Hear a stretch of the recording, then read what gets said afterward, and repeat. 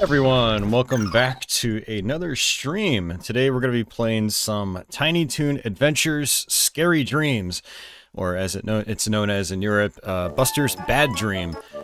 This is a game I actually had no idea even existed, and I thought I knew of everything that Treasure created. The awesome Treasure, one of my favorite video game developers pretty much ever, made this game. And it's kind of like a side-scrolling action beat-em-up. It's kind of hard to explain. You guys will kind of understand it as we jump into it. But yeah, this apparently came out in 2002 in Europe, and then saw sort of like a random release in North America in 2005 by Conspiracy Entertainment, who actually released another Treasure game on PS2, which we covered recently, which was Stretch Panic. And yeah, I was actually made aware of this a couple days ago by Zero Yagami, who's one of my viewers here on YouTube, and I checked out some gameplay and I was like, whoa, that actually looks really fun. And the game didn't get the best reviews. A lot of people gave it really bad scores and call it a really bad game and blah blah blah, and I don't agree with that at all. I do understand how this can get repetitive for some, and it is also very challenging, which is typical of Treasure games, but it's got a really satisfying combat system that you wouldn't expect to even exist in a Tiny Toons game. So, I actually beat this game for the first time last night, and so I feel like I'm probably comfortable enough with this game to, you know, try to go through the whole thing on stream here, which will probably, well, depending on how many times we continue, it could take us less than an hour, it could take us, you know, as fast as 40 minutes, all the way up to an hour and a half or more, depending on how many times I have to redo some of these stages. Some of the later levels get really, really overwhelming, as you guys will see as we progress through the game, but it's a really fun game. I'm really glad I found out about it and put some time into it. I love Treasure as a company. Their games are some of my all-time favorites, and, you know, they were developers that were also gamers, and so, like, they had a knack for, like, interesting combat systems and stuff like that, and this game fits that typical Treasure mold, where it's a very fun, interesting, and slightly nuanced combat system. So, looking forward to showing it off. So, there are some things that could have been done a lot better, like the introduction and like the story sections honestly aren't really impressive at all. It's kind of like, it's very lazy, very, very quick. It's not your typical treasure intro, which is usually pretty elaborate and involved, but not here. But don't let this kind of discourage you from trying the game. It is really, really fun. So let's go ahead and hit start here. We're going to go to our options menu first. And so you've got multiple difficulty levels, and I actually haven't tried hard mode yet. I forgot there were actually difficulty levels, but I beat the game on normal. Also, there's a jump key. It defaults to control pad, so you basically would press up like in a fighting game. I don't recommend that at all. It feels extremely weird. A lot of people have compared this game to fighting games, and it has a couple of things that are fighting game like you can do a special move where you do quarter circle forward and an attack, and you'll do a special, but that's about it. You know, it's more of like I'd say it's more like a belt scroller where you're kind of locked to a 2D plane, but it's got more beat 'em up elements than it does like fighting game elements. So think of it more as like a full 2D locked Streets of Rage kind of game, or Final Fight, where the combos are fast and furious and there's a lot of enemies on screen. It gets overwhelming like arcade Final Fight. But yeah, so what we're going to do is switch that over to the A button. You do have a sound test menu, which I was running as we were starting the game. And we can go ahead and go to exit. And thankfully, you do get infinite continues in this game, and you also get passwords, which is nice. So, and the passwords are really simple. It's just character faces from the Tiny Toon series. So, but let's see if we can back out here. Go to start. And before I start explaining things, let me actually see who all is in chat. I see Scott Linux is out there. I see Society of Sin, welcome back. I see 90s Gaming Guy here early this time. I see Office Dullard, I see Chain Sawyer, and Steve Oh Baby. Oh Baby. Hey, Sunny Black just popped in, and Demure Dave just popped in too. Hey, you got to make one, Dave. But yeah, Cool and Unusual Games has just popped in as well. Welcome back, guys. He's just plucky, looks like he's from Sonic the Fighters. Hey, Nikon, welcome to the stream. Sunny says, never heard of this one, it looks good. And Society said, the GBA library is impressive. He's also not seen this game before. Yeah, I feel like... well, I'd be curious, like, what my European viewers have to say, because this game did release over there. And, I mean, technically it released in North America, but, like, the game packaging and the title screen for the North American version still says 2002. Like, even the back of the box is 2002, but apparently copies were leaked out in 2005.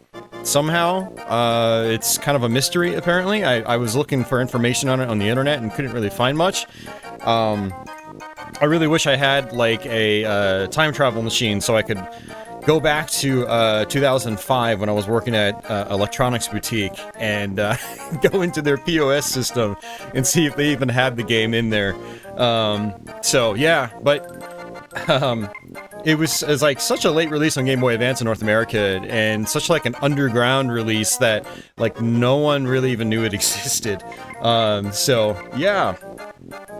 So that's probably why it flew under my radar for so long. Although, you know, if you look at any list of like games treasure created, you know, this Tiny Toons game should be on there. And what's actually really interesting, they were also working on a PlayStation 2 Tiny Toons game around the same time, and that was unfortunately canceled. Supposedly a prototype of that one was leaked, and I need to go check that out and see what it looks like and see what we may have lost out on. Hey, Monterance, welcome back. He says, I'm also playing Tiny Toon Adventures, but the one on Super Nintendo. Yeah, that's Buster Bust Loose. Yeah, that one could be pretty fun. Little rough if you don't know what you're doing, but yeah. I played that one a lot growing up, actually. Steve-O says, I would binge watch Tiny Toon Adventures. Nice. Yeah, I actually watched this show growing up. I watched it quite a lot. So Tiny Toons was definitely a part of my childhood, for sure. Not something I revisit a lot outside of video games. Like, I don't think I've ever revisited the show, but I do go back to, like, Buster Bust Loose occasionally, and I do have the two platformers on NES that I actually need to try to put some time into, because they seem like they're probably quality games. I think those were by Konami. Hey, Chivalrous, welcome back. Okay, so You basically play as Buster in this game, and you've got a few different attacks that I'll explain once we're into the game, but a core element of this game is your sidekicks, and it looks like you have 7 sidekicks to pick from, and they all have different abilities and pros and cons and whatnot. I'd say Babs is probably the best for beginners because she shoots out projectiles, and you can like snipe enemies from a distance with her. She's really good. My favorite now, I think, is Plucky. He drops anvils from the sky, and you can position the anvils in certain ways where you can like launch an enemy into the air and then drop an anvil on top of their head as they hit the top of the screen, and you just do crazy damage. Hampton is really interesting because when you do his specials, he'll actually drop sandwiches and fruit, and you'll get health back. So if you're okay with just playing with Buster and not having extra special moves with your comrades, then Hampton could be a good pick as well. Sneezer does exactly what his name is. He basically just sneezes at enemies and does damage. Sometimes he'll freeze the enemies, depends. Shirley over here, she actually, she doesn't have any attack abilities, unfortunately, but if you do her specials, she'll freeze enemies in place. Like, the whole screen will be frozen in place for a few seconds, so kind of useful, but I'd rather have a character like Babs or Plucky where I can basically stack physical attacks on top of Buster's physical attacks. You just start mowing through enemies really fast when you get really clever with your sidekicks. Fifi, she basically does her fumes across the screen. I think her fumes usually hit like the far left or far right hand side of the screen, and it'll stun enemies and then also deplete health. Kind of useful, but I don't know, very situational. And then Dizzy can be really, really good. He basically just does tornado attacks, as Dizzy does.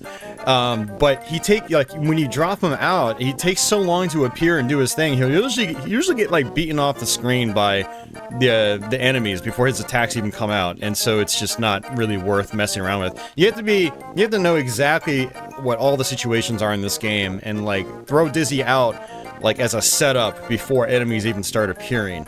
And I haven't gotten that good at the game yet, so but yeah, I should note that sidekicks actually have their own health bars as well, so you need to be selective about when you bring them out, because then they can actually die on a level, and then you'll have to wait until the next screen transition for their health to come back.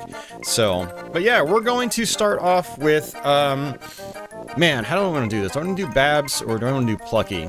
I'm just gonna start with Plucky. But yeah, you've got a jump. You've basically got a single attack, which is just punch, punch, punch, punch.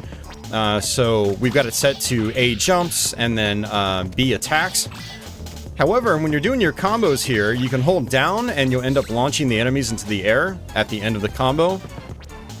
You can also double tap to run. Also, if you hold left or right as you're punching into enemies, you'll knock them across the screen. And one of the big mechanics in this game is being able to knock enemies into each other, which does damage to those enemies. And so what you want to do is either be knocking them into the air, and then they'll land on top of other enemies, and then they'll do, you know, more damage. They actually do a lot of damage when you slam them into each other. Or you can do like this right here, smack them all the way across the screen. Now, there are red enemies. You'll notice that there was that red snake there, and the red enemies are actually they're actually immune to things like juggling or being knocked across the screen. So what you want to do with the red enemies is knock other enemies into them, and you'll see me doing that a lot over the course of the playthrough. You also have a jump attack, and it actually has a lot of priority. So ideally what you want to do with a lot of these enemies, like these big cats, you want to try to like jump into them. You don't want to just run up in front of them and then attack them, because they will most likely override your attacks.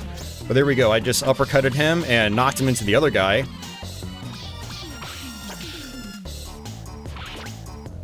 I haven't actually played any video games today, and so it's gonna take a little while for me to warm up, but boom, I just knocked those guys into the snakes.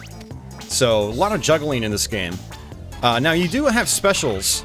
So for Buster, you can press down, down, attack, and he'll do a jackhammer attack. And that uses a special bar, which is in the top center portion of the screen. As you do regular combos and do regular attacks on enemies, you'll build that meter, and it maxes out at 9 specials. So it's actually maxed out right now. If I do quarter circle forward attack, he does the shopping cart thing, slams into enemies like that.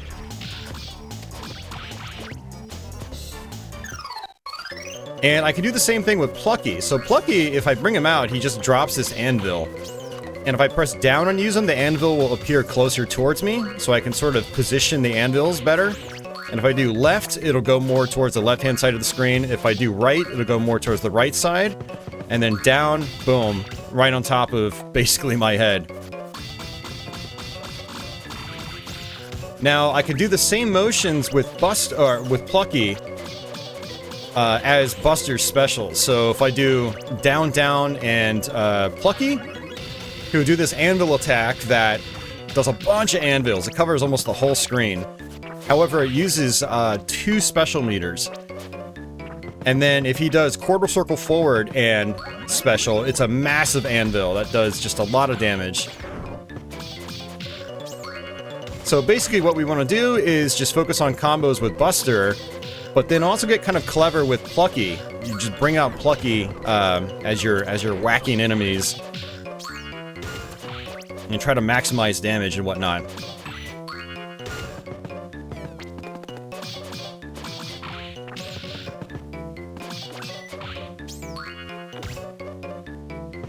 And that is basically the whole game. And, you know, the game really changes as you play with different sidekicks, because every sidekick has very different properties and very different abilities. And that's where a lot of the variety in this game comes from. I'm dropping an anvil on their head right now. It's really fun. Plucky is really good for flying enemies, too. There's a lot of flying enemies in this game, but the purpose for a lot of them is to basically knock them down to the ground and and then use them as like projectiles. Like you juggle them upwards into other enemies.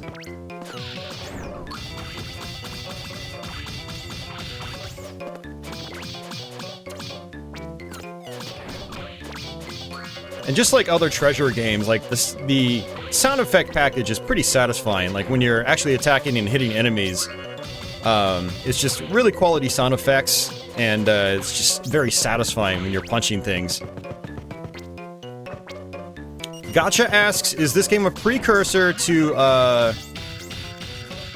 Astro Boy and Game Boy Advance? Apparently this uses the same engine. I think this actually came before Astro Boy on Game Boy Advance.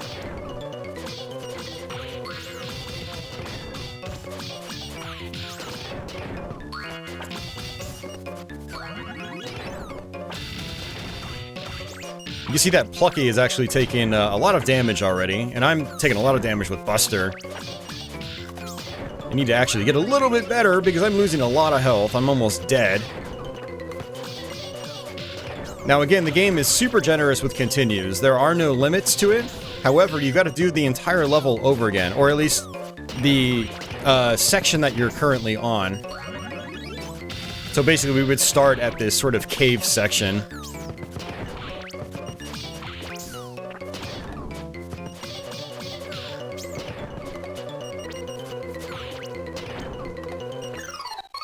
Alright, good. Boss time. So you always get your full health back when you go to a full screen transition like that.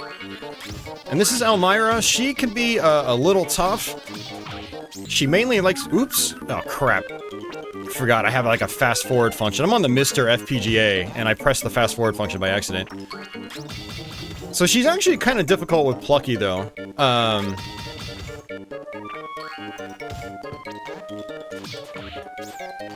Ugh. And her grab has like an insane amount of invincibility frames. And so, yeah, she could be like just really tough to deal with Plucky. I died at her a bunch of times last night when I was playing this. Alright, come on, where is she? I'm waiting for her to come over here. And a lot of times what happens, I can just sort of just drop anvil after anvil on top of her. But that is not working. Nope, not good. Yeah, I had actually thought about starting off with Babs, because Babs is, like, way better against Elmira.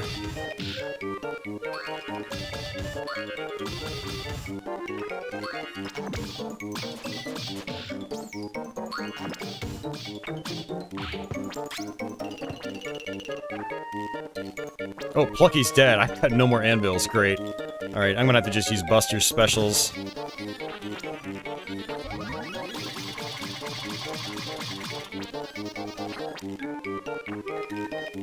She doesn't know what she's doing right now. I'm gonna take it.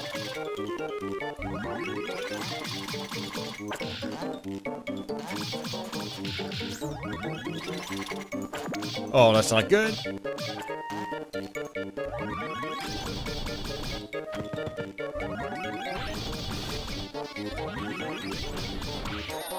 Oh, and I'm dead. I have to do that whole fight over again.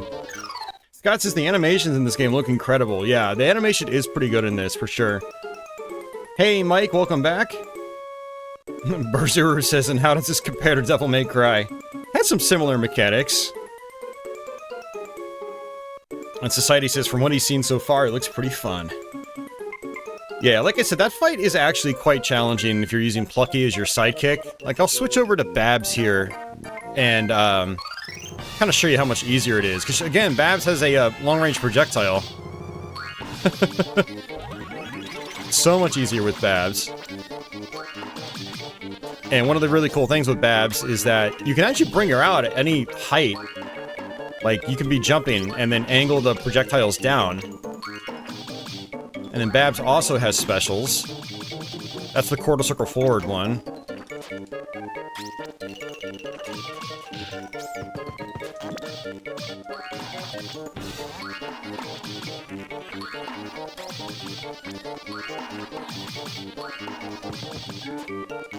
Oops! I was trying to do my special. I do find that the specials can be a little difficult to work in this game, or bring out. Like, I'll do my quarter circle forward, and I don't know if my inputs are being eaten or what, but it just won't work.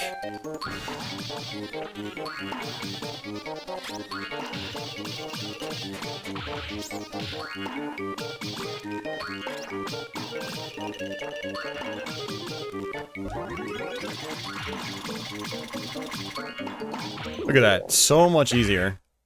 Like, I beat her on my first try when I first played this game, but then when I started switching over to Plucky, like, this fight became way more difficult, because he's not as useful against her as someone like Babs.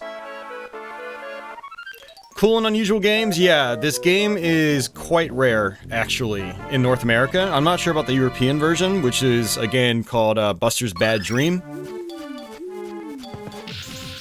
Hence the slightly spooky theme.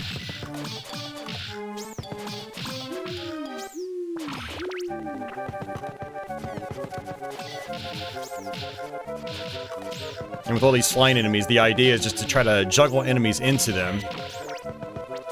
Doing so just does tons of damage. It's actually one of the most powerful things in the game.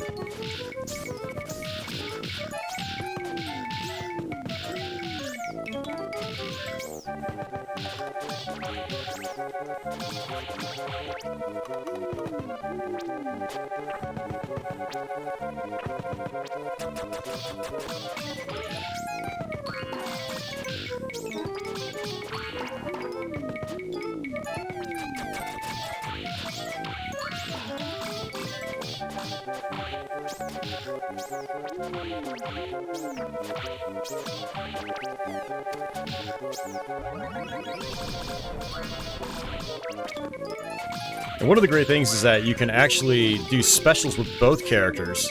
So there's one, and then, oops, I messed it up. And that's how you do maximum damage as well. Kind of start a combo with Buster, do a couple hit combo, then you can link that into a special. And I always run into this guy. So like that, and then... And I messed it up with Babs again. There we go. That's two specials stacked on top of each other.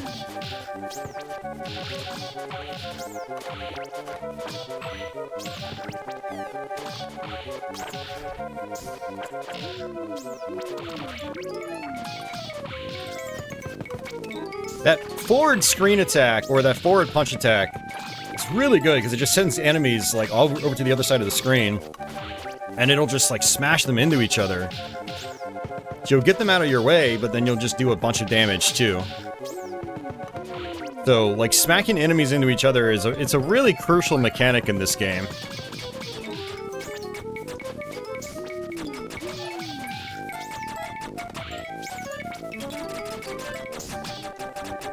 Man, what am I doing?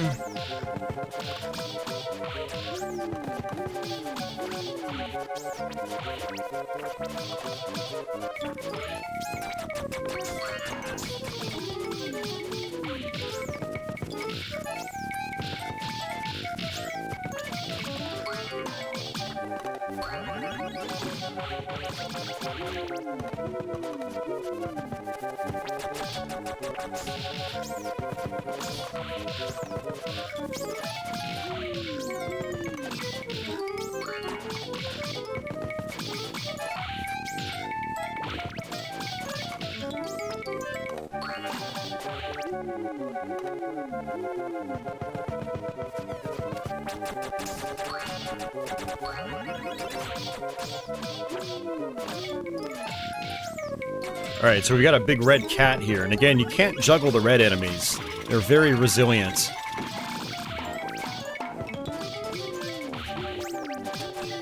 If this was a Dark Souls game, we would say they have a lot of poise.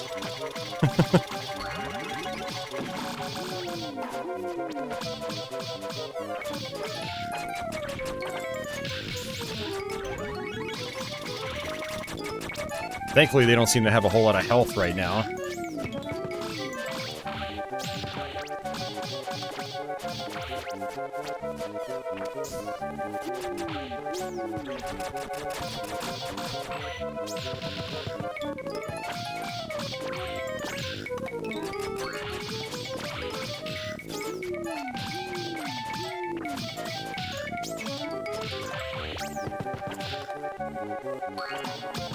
This is probably our last screen for this this set, or this stage. There we go. Got it. Yep, I had a feeling. Alright, new enemy types. Not too difficult to deal with. They like to charge up these projectiles, and then I just kind of run over to them and smack them all over the place. You notice that all these stages, they start off pretty tame, but then they get really intense by the end. So you can really never let your guard down in this game. Like, every level ends in a challenging manner. Like, with just tons of enemies. It gets very overwhelming.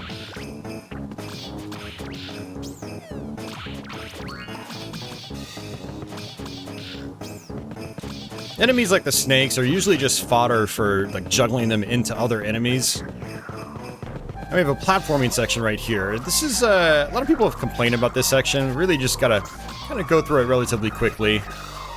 There's only a couple sections like this in the whole game. And there's going to be some, I think, cats down here. Yeah, kind of cheap right there. Oops, Babs got smacked away. Let's try it again.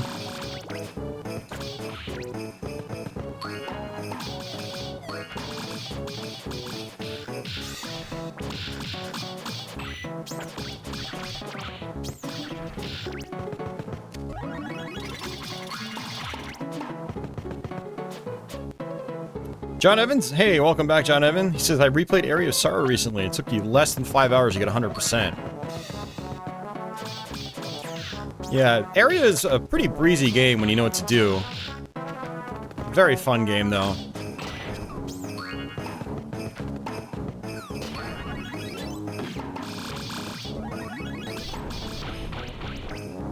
The jackhammer attack is really good for ground-based enemies.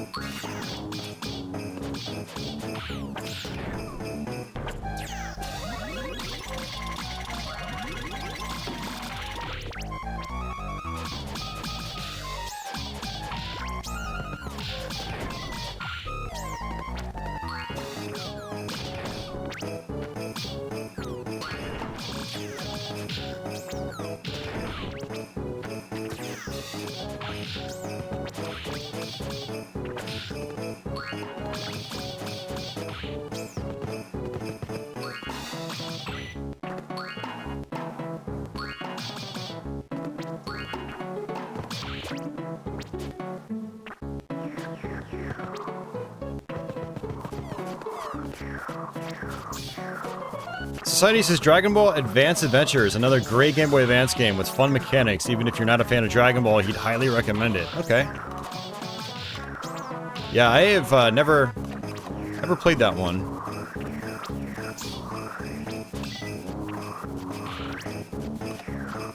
Yeah, unfortunately, these guys just constantly respawn. You can try to kill them, but it's not really worth it. I'm trying to just get past them, honestly.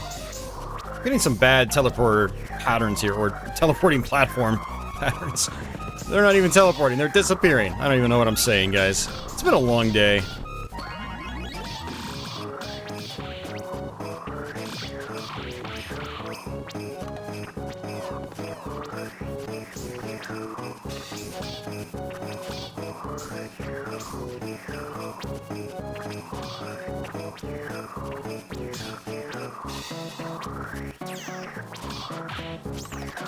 Yeah, these bats are just getting in my way. I don't normally have this much trouble with this section, but there were people that were, like, complaining in the not exactly professional reviews I read.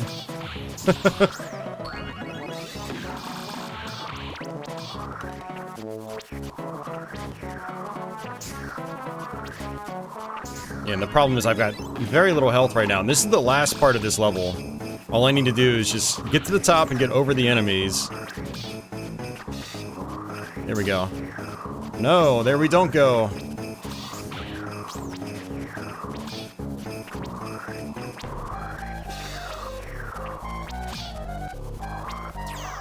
Ugh, come on, bats.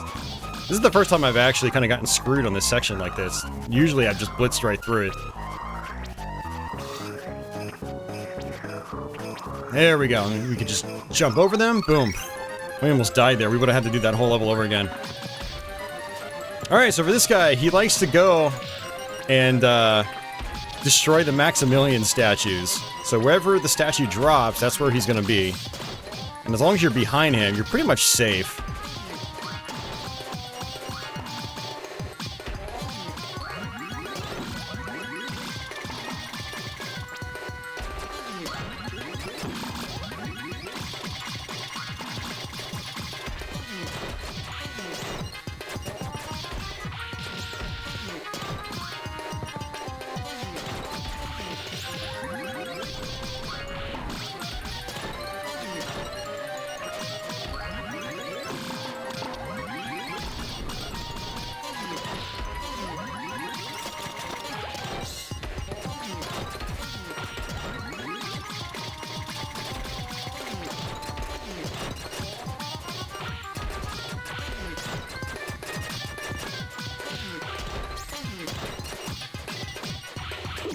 There, we got him. That was pretty sloppy, but you still got him. It's really fun if you have Plucky, because you can drop an anvil in front of him, and he'll just get stuck on it.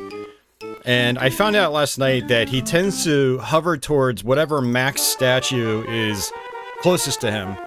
So if there's one that's like right next to him, there's an anvil between the statue and him, he's gonna just sit there trying to go for that anvil that's right next to him. Until another one appears closer. So it's a fun little exploit.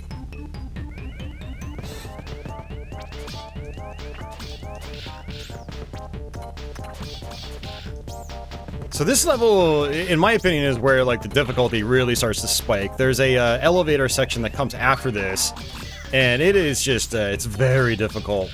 It gets very overwhelming. And I found that Babs isn't that great for the second level in this set of stages.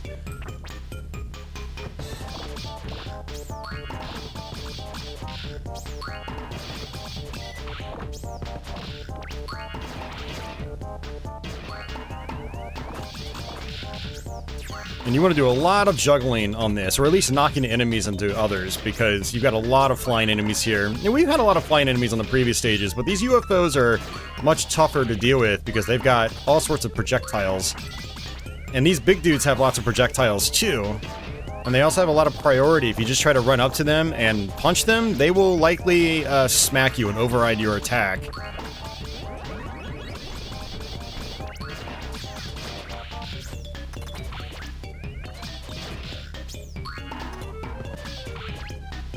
You notice that the level design has been really, really simple so far, and that's definitely one of the downsides of the game. But for me, it's just all about that combat. The combat is really satisfying, and so that kind of carries the game. But the game definitely could have been more fleshed out, and I'm not really sure why it wasn't. Maybe, like, Treasure was just on a major time crunch for this one. And it was really interesting because in the early 2000s, Treasure was doing a lot of, like, contract work for other companies. Like, not really making their own properties. They were, you know, it wasn't like Radiant Silvergun or Gunstar Heroes or Silhouette Mirage, you know, Guardian Heroes. They were doing a lot of stuff that was, like, for other companies. So they may not have had as much, say, time to put into games like this. But it's still a really fun game.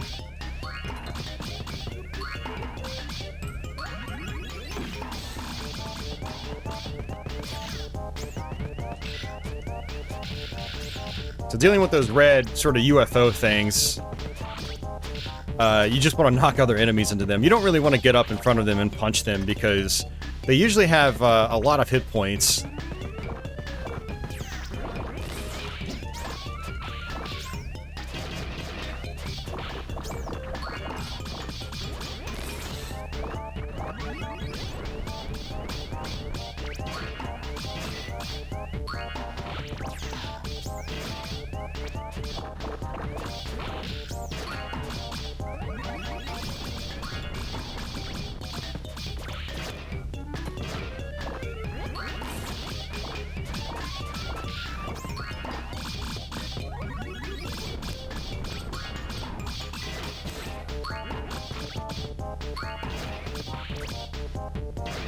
Other strategy is to just knock these down to the ground and then throw them all the way across the screen.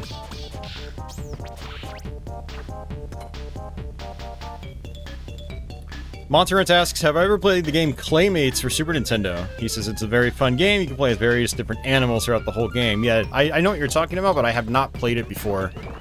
I'll need to give it a try sometime. Oops.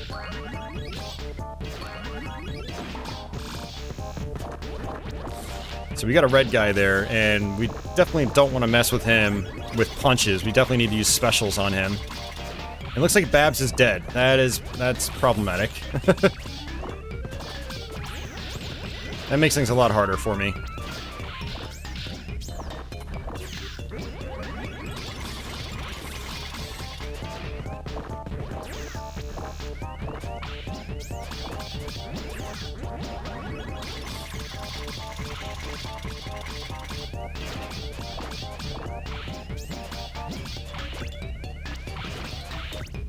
Hopefully that's it.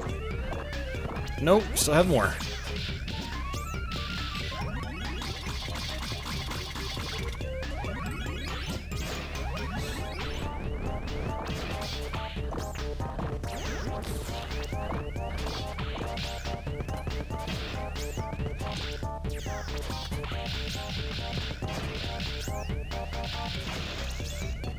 Yeah, that juggling works so well. It does so much damage. Yeah, okay, cool. Alright, now this is where things get really difficult. Thankfully, you can do some of Babs' specials in the air.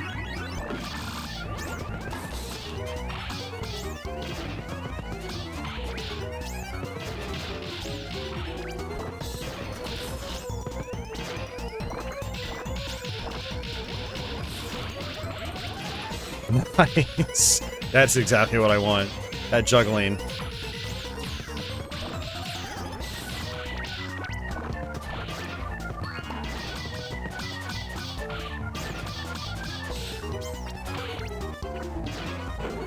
Society asks, have you experimented with all the characters? I have, actually, yes.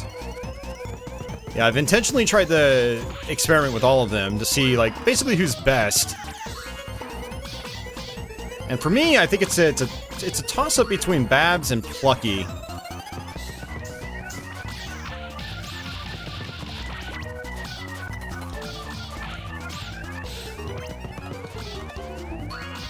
What we'll do is, if I manage to beat this game, I'll do a second run of it, And what's cool about the second run of the game is that you end up being able to pick new characters between every level. So it's kind of like a perk for going through the game a second time. And I am just, man, I am not focusing right now, jeez. This is actually a pretty easy section right here with these bats and the red UFOs. And I really need all the health I can get, or all the health I can keep for the last couple of sections on this level.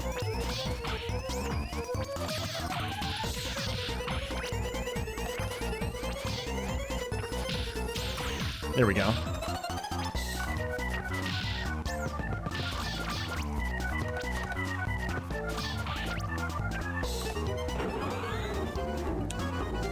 Society, yes. Buster is always your main character in this game.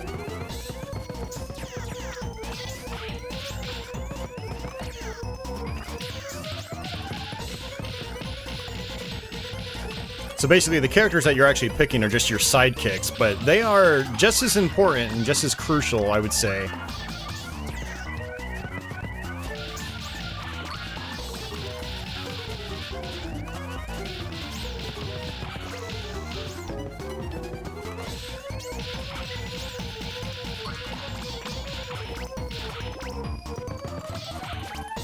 Alright, this is where it starts to get a little bit more difficult.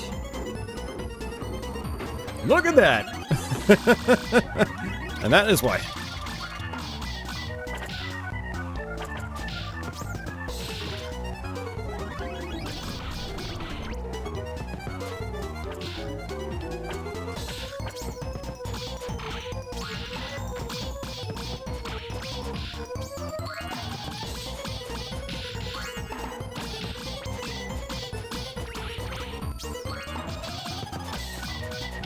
You can basically use Babs to stun the enemies, and you can just run in with Buster.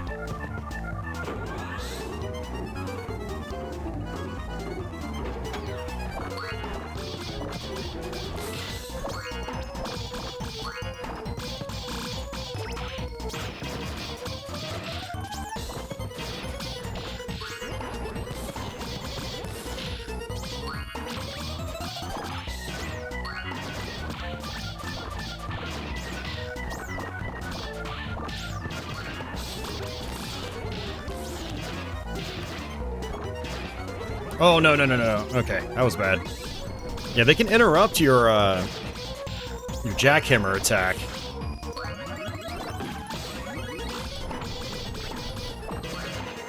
Oh, we might actually get this. I usually die at this part.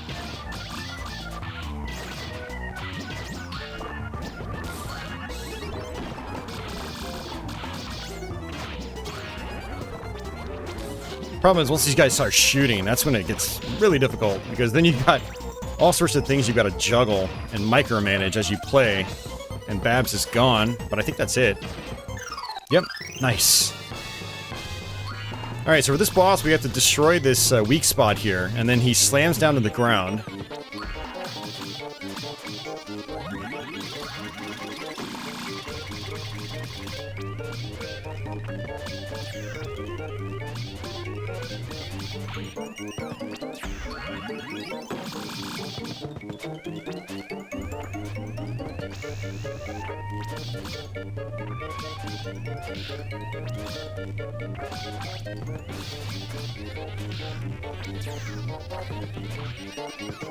John Evan, yes, you should add it to your overdrive. Really fun game.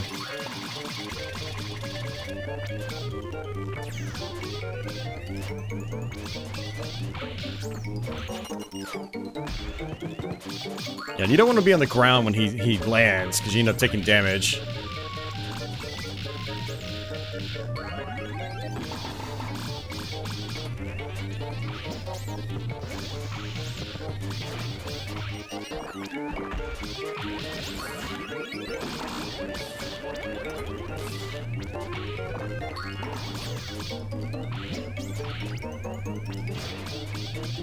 Yeah, it's just so overwhelming, though. Like, even though I've been playing this for a few days, I'm still not very good at the game. Yeah, there's a lot of people online, you look at, like, reviews and stuff like that, and people are like, this game is impossible! It's just so overwhelming for a lot of players.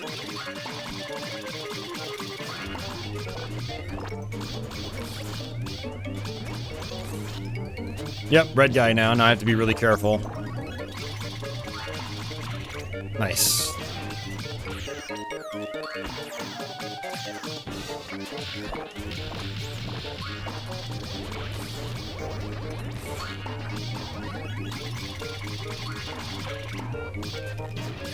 Yeah, I really gotta get rid of the red guys fast here, otherwise they just get in your way.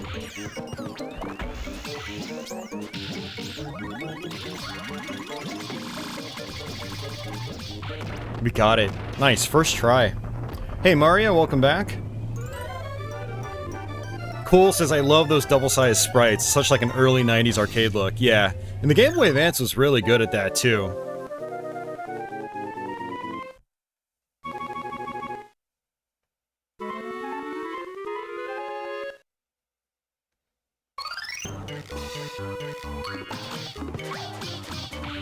Alright, these dogs are pretty dangerous, but you can smack them all the way across the screen, so that's ideally what you want to keep doing. There are brown versions later on in this level, though. Also, I think this is our last level. It's only 4 main stages, but there's basically 3 levels per stage. 2 main levels, and then a boss fight. You can kind of look at it as like 12 levels total.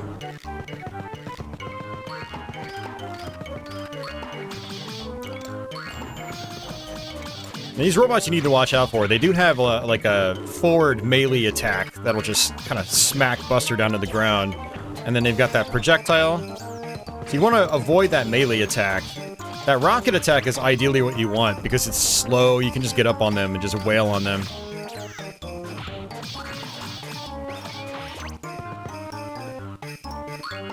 Hey, Zero!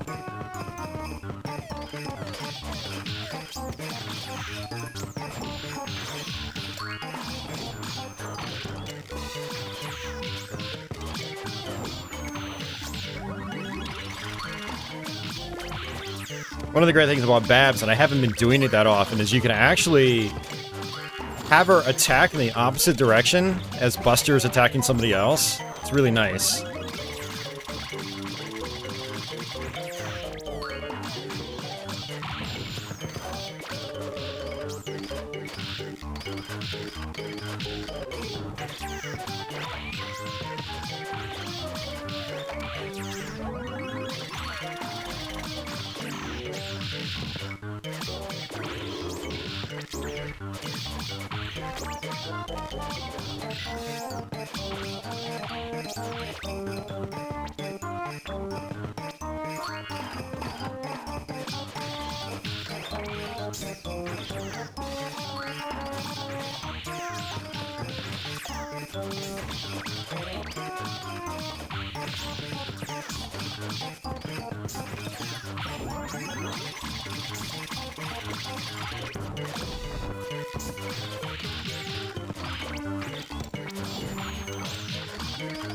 I love that you can do the forward punch attack in the air. So if you're good with your aim, you can actually use these bats and throw them across the screen and hit these robots as they're on those higher platforms.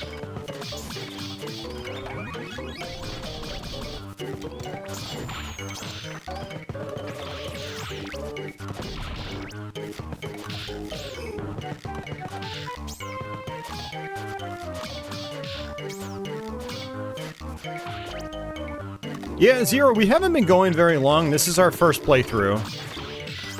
You didn't really miss a whole lot. But you'll see me do some Plucky in a little bit.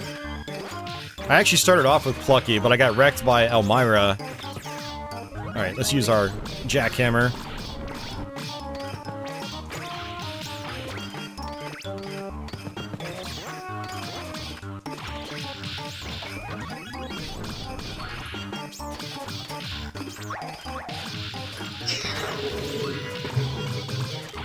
Hey, Society, thank you very much for that.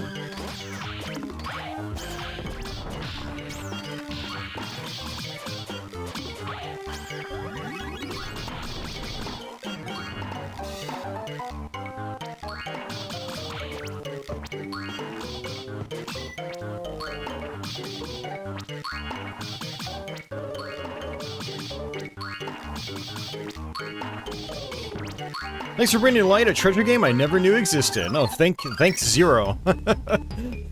Zero just started talking about it in my Discord server, and I was like, holy crap, why have I never heard of this game? And then I tried it that night, and I was like, dude, this game is awesome.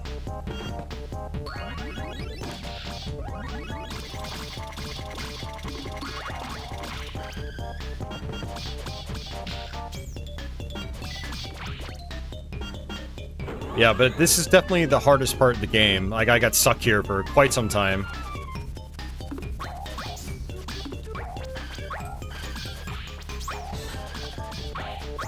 These guys are resilient, a lot like red enemies.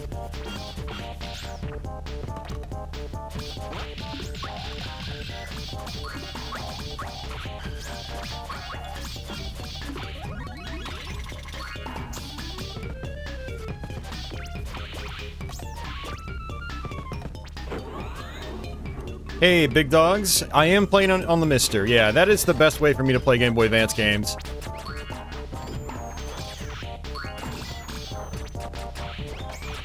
Oh, man.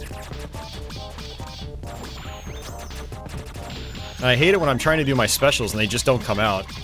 You ever see me doing a random uppercut? It's because I'm trying to do a special and it's just not working.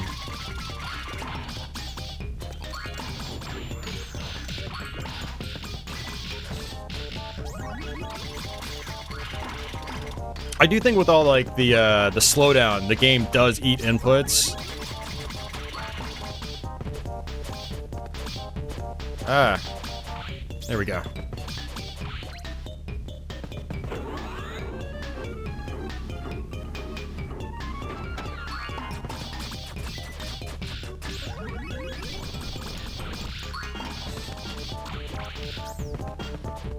Oops.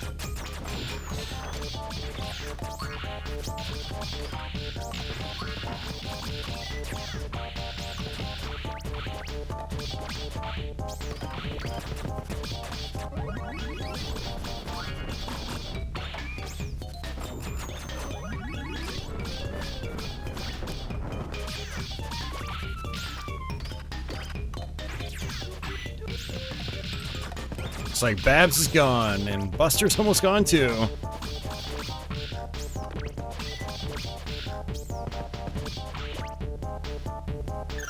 Oh, good, we finished it. Alright, this is the final boss. Wow, I didn't think I would actually get here with Babs.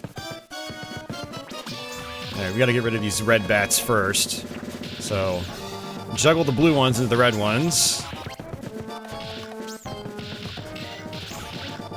This will be interesting, because I actually beat this boss first with Plucky, not Babs, so this is the first time I've gotten here with Babs.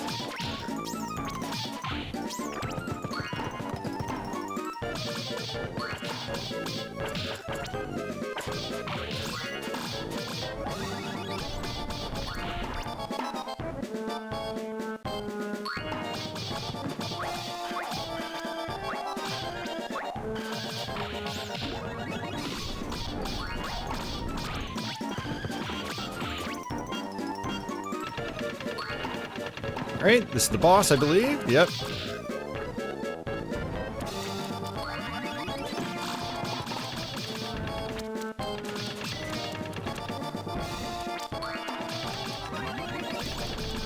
This boss has over 1,000 hit points. And because the text is white, it looks like he's only got 100 hit points, and you're doing like 1 HP per hit. But it's actually 1,000.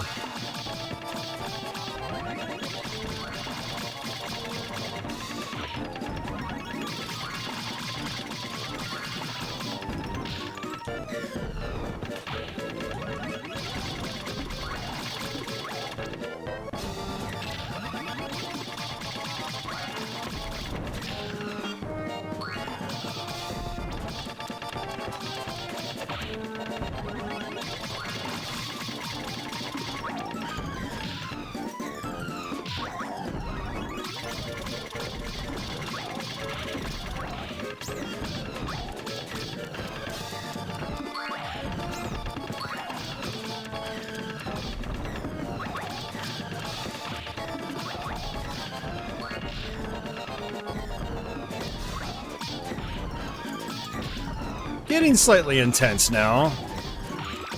And then, of course, they had to stack these brown dogs. Which is just mean.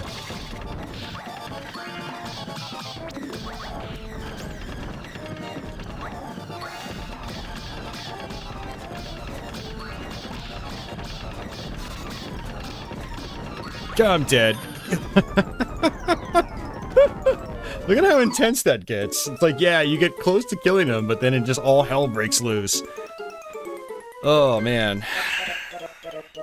Alright, we're gonna do the Plucky strategy on this one. Plucky is arguably more useful here. Let me just look at that.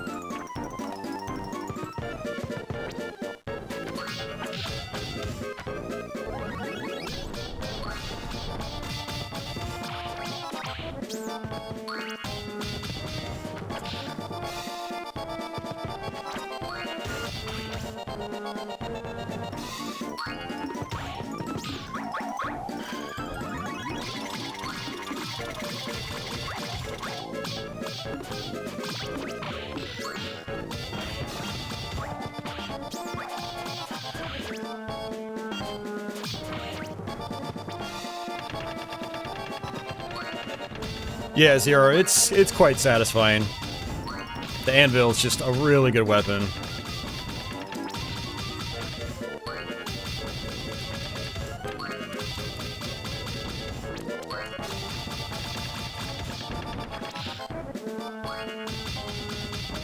Looks like I'm also best off using Plucky in the air, because then he's not on the ground to get hit by those missiles.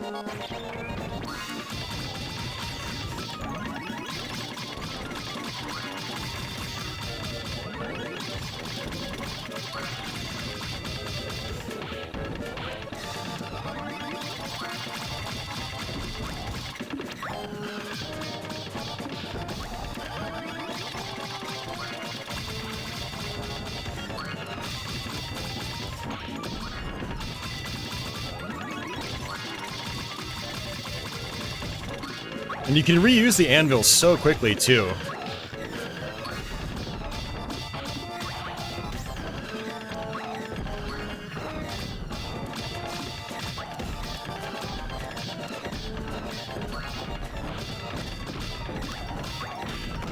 Whew. Intense, but that's it. It's so intense. Zero says, Treasure really nails game feel. Yes, 100%. Like, they're masters of their craft. Which is why I like their game so much. Like, even if, like, the production and something like this isn't that great, like, they get that game feel, like you mentioned, and it just feels good to play, and you just want to play more of it. Hey, MD Mister, welcome back. Hope you're doing well today. So I'm gonna let the credits roll out. It's gonna automatically put us into loop number 2. And so I'm going to try to go through loop 2, and I'll try to experiment with a variety of characters so you guys can see what the other characters are like. And if you're joining late, you can see another playthrough of the game.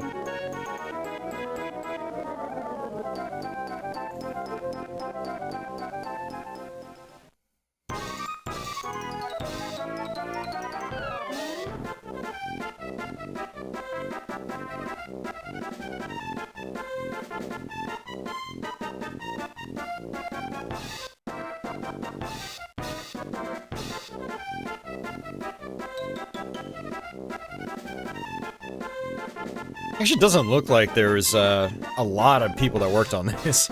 Makes sense.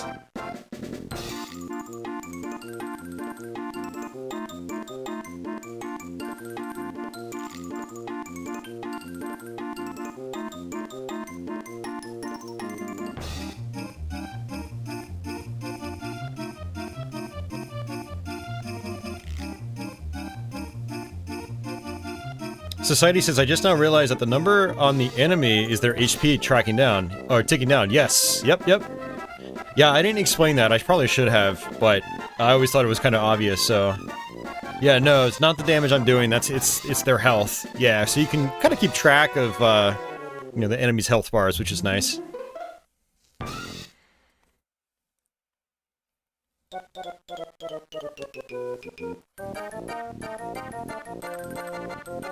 Alright, so again, we can actually pick any character we want. So, I'm gonna actually start with Fifi here. Basically puts us back out on the first level. So check that out. See, Fifi actually seems like she could potentially be interesting, because you can bring her out, throw enemies across the screen, look at that, and then just stun them. There's a lot of, like, creativity in how you use your sidekicks. And I'm still, like, learning stuff.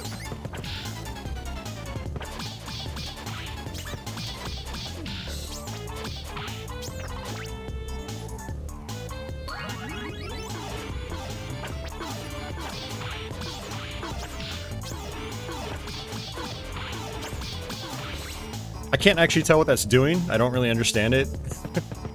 That was her down-down attack.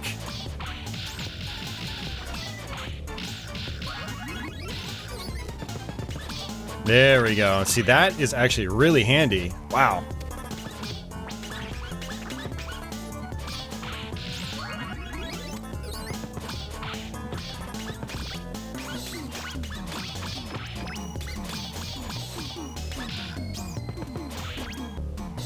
Hey, Leo. Oh, the question mark is... Yeah, it's like a random select. Yeah.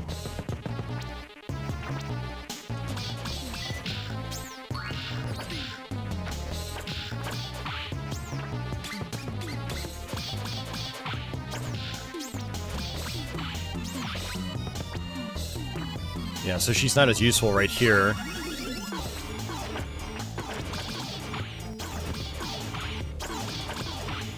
Oh, she's just like doing damage to them if they try to attack her. Okay. Interesting.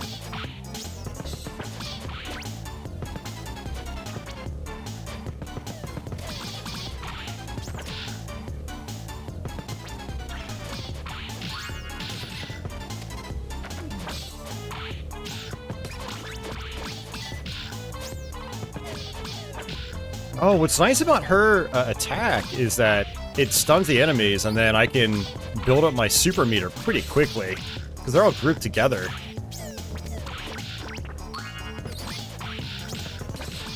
See, I'm still discovering new things about this game. That's what's awesome about it. New ways to, like, take on the different sections. Look at that. I can jackhammer it into death. That was actually really easy with her. Holy crap. MD Mister says, are there even new licensed games like these days? I mean, like, licensed games, but with this freedom and creativity. I don't know, honestly. I've always avoided licensed games for the most part. Although it was a little bit different in, like, the 16-bit era and the early Game Boy Advance era. But, yeah, I don't have an answer for that.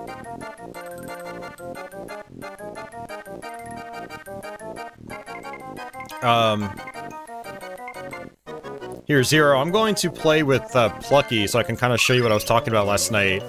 It's just like... Plucky is insanely good in this game.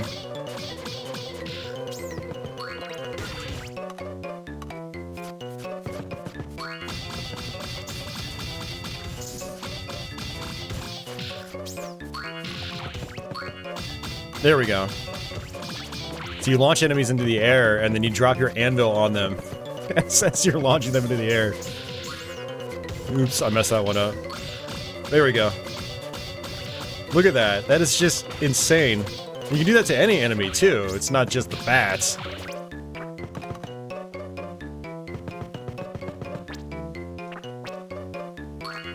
And then you can also sort of control the edge of the screen with your anvils.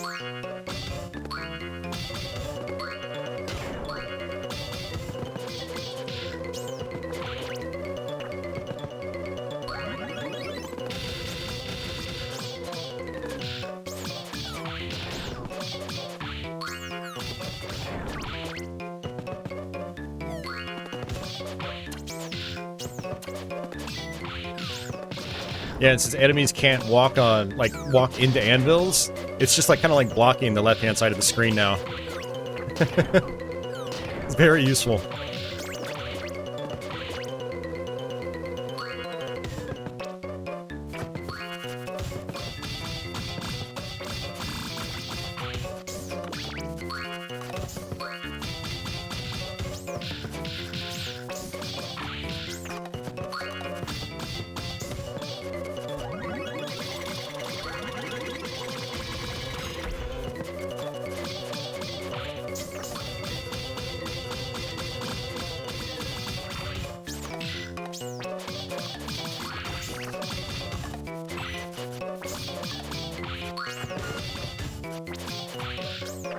This game just makes me grin as I play, as I discover new ways to kill enemies.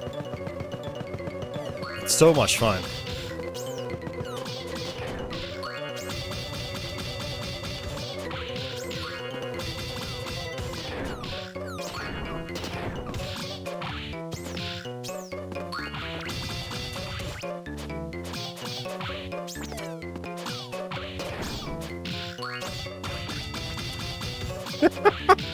You just keep them in cycling like in a loop. It's amazing. Oh man, this game is so much fun.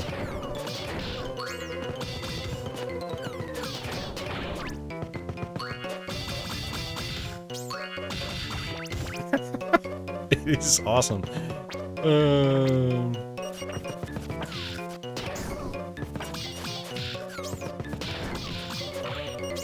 Leo, why did Conspiracy Entertainment pull the plug on this? Well, it's kind of like, I don't know if they actually did pull the plug on it. Because copies ended up getting out there back in 2005. So it was obviously manufactured already. And I can only imagine that Conspiracy just ended up releasing them in very small quantities. I don't know how else they would have gotten out there. Conspiracy was still around for a couple more years after this was quote-unquote released in North America.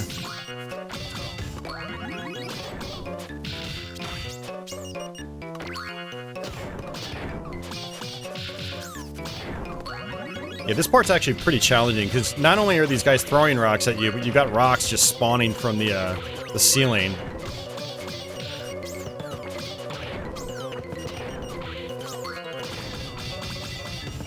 This part always, like, does a lot of damage to me.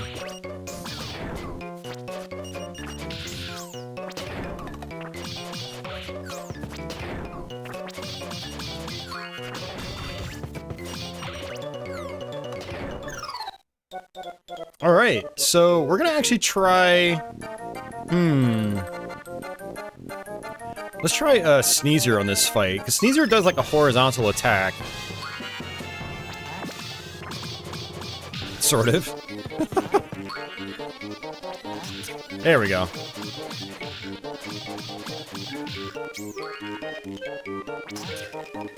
Looks like the attack actually takes a little while to come out.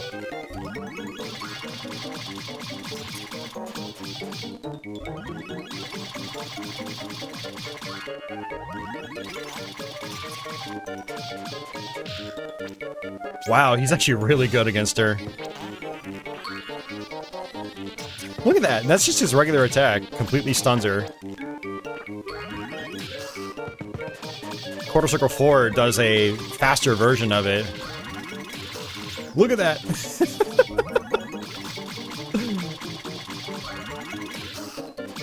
Oh, and only uses one bar, too.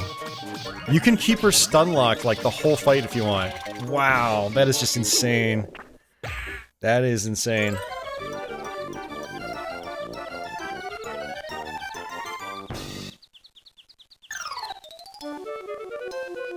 Yeah, exactly, Lee. Sorry, Zero.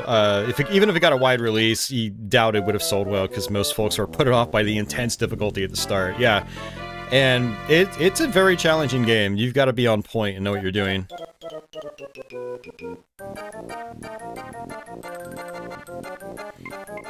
All right, let's try Dizzy.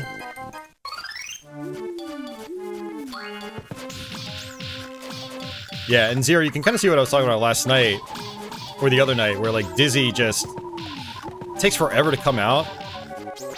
But if you can get enemies, like, to run into him, I think he's actually pretty good. However, that right there is an amazing attack if you can get it to come out. Look at that.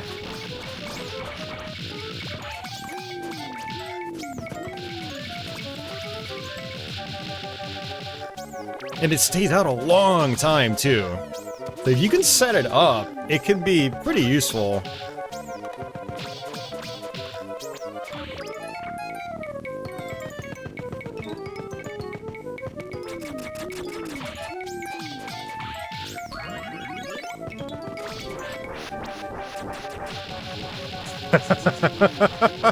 Oh my god, that is actually really good. Yeah, so it seems like you want to just, like, knock everybody over, then just let them run right into it. Check that out. Oh, holy crap, it does so much damage.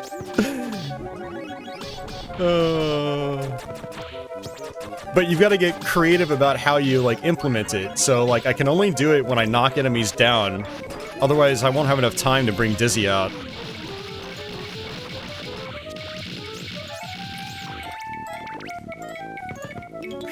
That is crazy. It uses 2 bars of your special, though.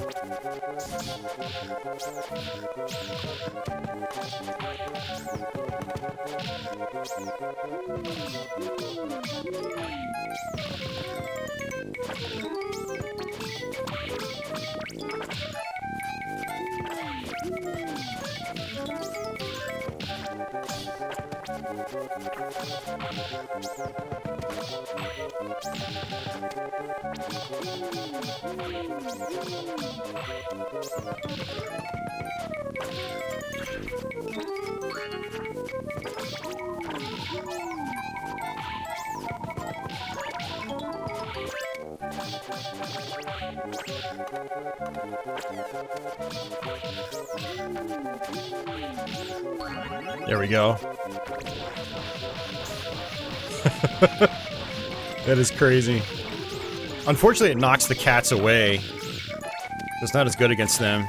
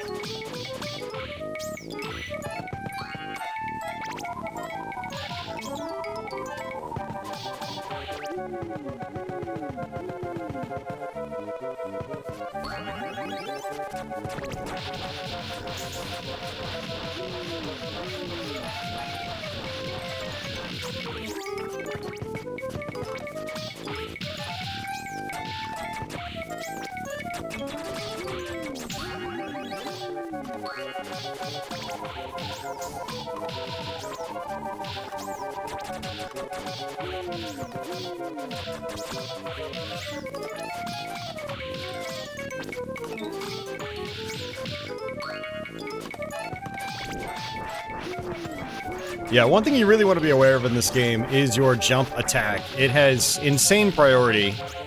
It's actually one of the best moves in the game. See, look at that.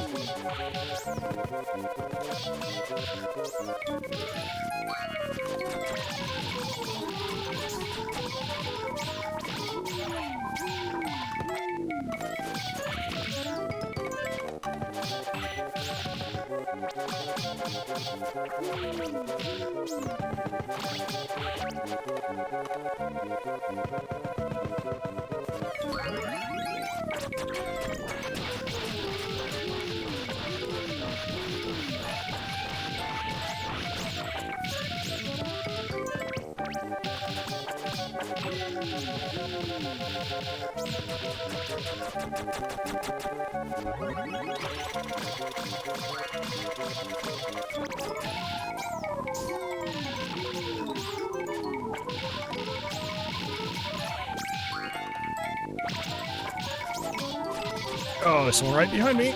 Jump, Buster.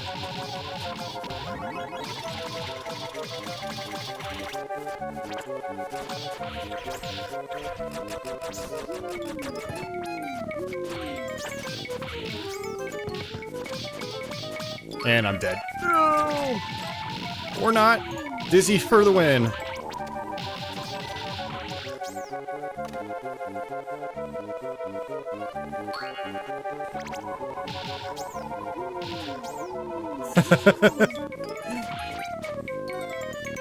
Ultra combo! Any of you know if Treasure is still around doing non-video gaming things like Konami? Treasure is technically around. There's someone running their Twitter account, and they still do ports of Ikaruga once every other year. I'm not sure who's in, like, ownership. I know a lot of the people have left, but technically the company is still around.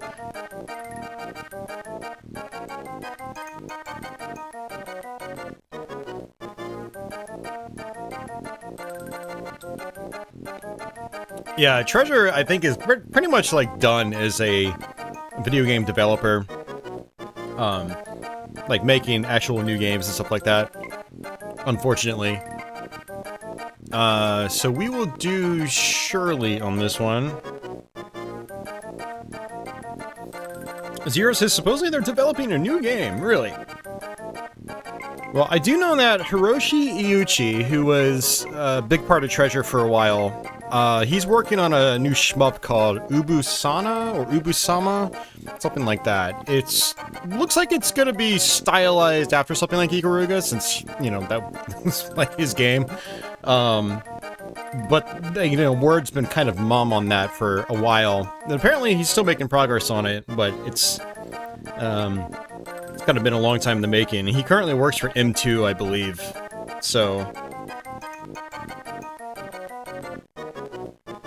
Leo says, too bad, but at least they've left a heck of a legacy, even if they never release anything new of significance again. Yeah, exactly. I mean, they've got such an awesome lineup of games. Yeah.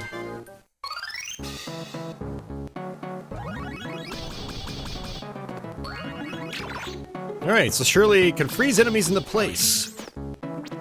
Which is handy, but I'd rather have someone that can do, like, offense. Oops, what am I doing?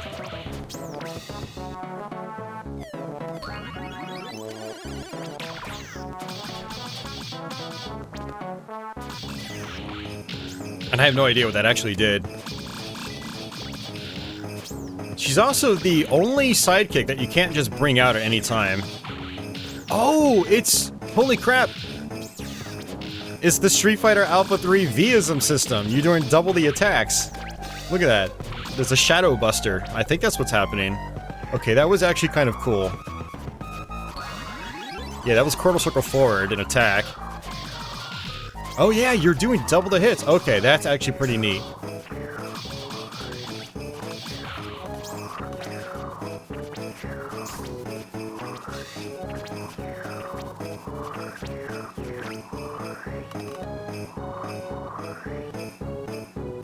Brian says, this is like a Tiny Toon Adventures version of Final Fight. It is, a little bit. Alright, what I'm gonna do is this. And it kept the enemies from spawning. Whoa! They just spawned it immediately. Interesting.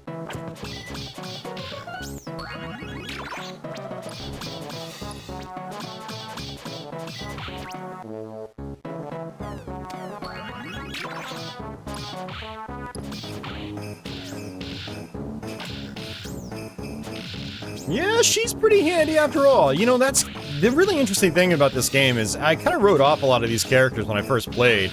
But when you know how to play the game, they're actually all pretty useful. Honestly, I'd say Hampton is probably the least useful, because all he does is just give you health back. I believe.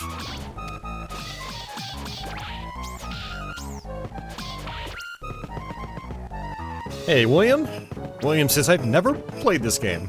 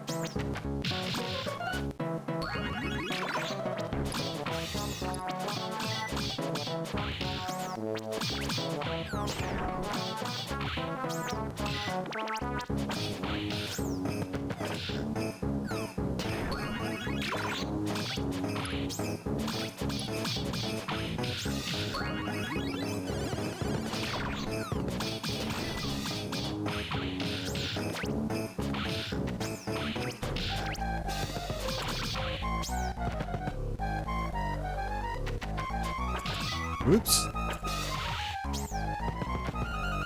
We're gonna end up having to redo this level. And that shadow attack, though, is really powerful.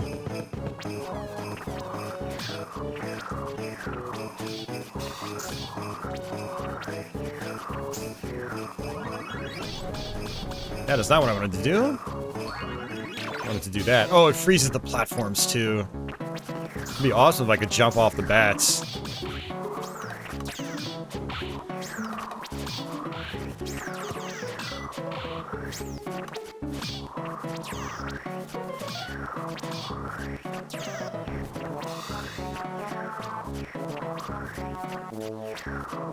Oh wow, we got lucky. Sweet. Akira says, when I saw the stream title, I thought this would be a platformer. I wasn't expecting this level of violence. That's kind of what I thought too. When Zero informed me about this game earlier this week, I thought the exact same thing. Alright, so we're at the boss fight, I believe, so we can do Hampton. Actually, you know what I want to do is, I want to do Plucky. And show you what I meant earlier.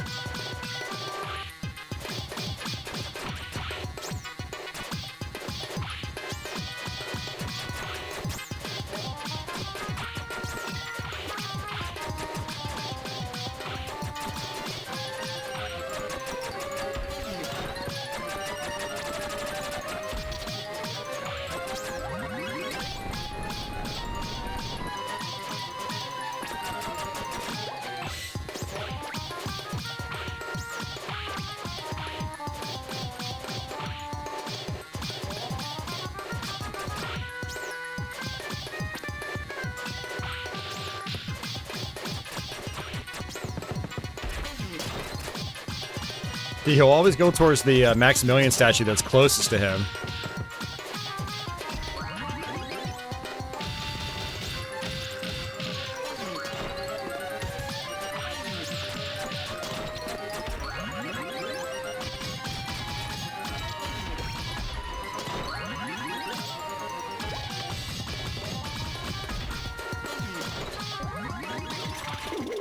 Right, Zero? It's like, the strats in this game are crazy.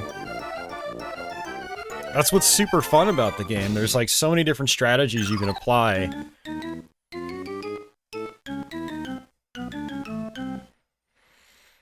Yeah, he just goes towards the statue that's closest to him. So as long as one doesn't appear near him, he's just gonna keep trying to go towards the one on the other side of the screen. Alright, I'll show off Hampton since, you know, I want to show off everybody. But I'm pretty sure all he does is just drop food.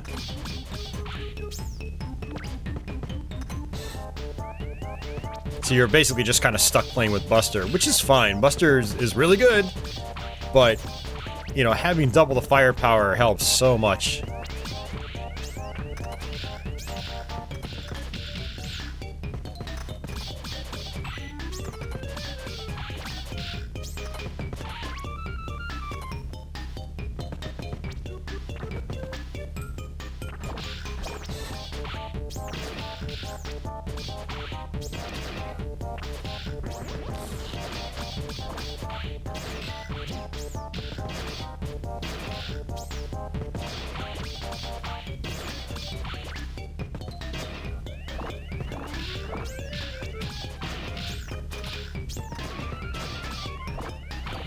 Oh, I was trying to just uppercut, and I messed that up.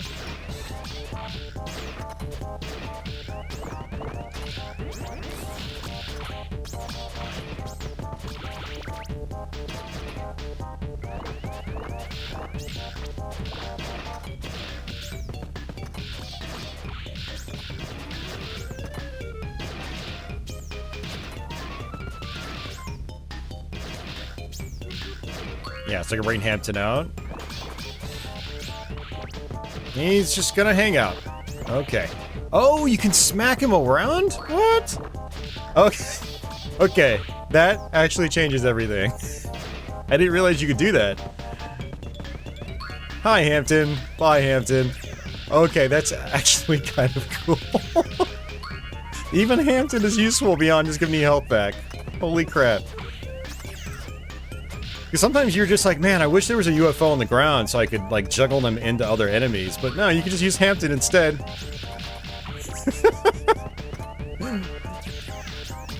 And he doesn't, like, lose health when he touches enemies. That's great. That's crazy. So just about every character is useful. That's crazy. Oh, there he goes.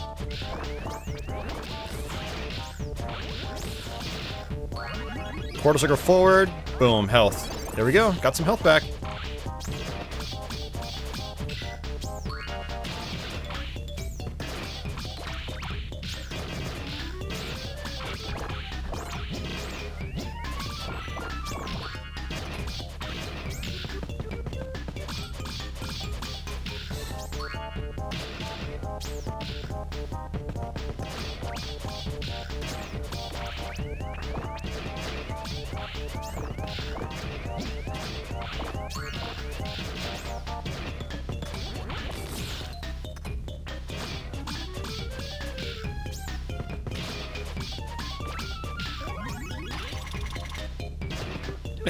Yeah, right, Brian. Poor Hampton.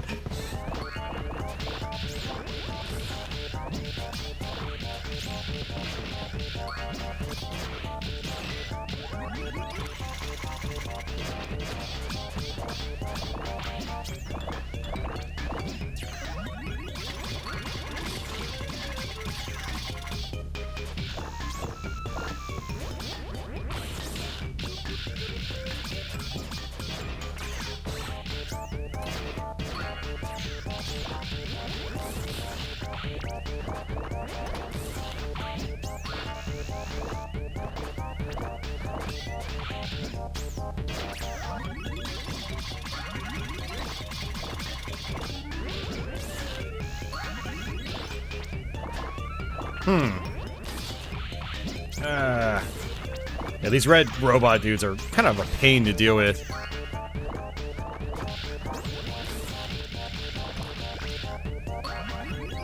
Alright, give me some health back. Nice. Boom.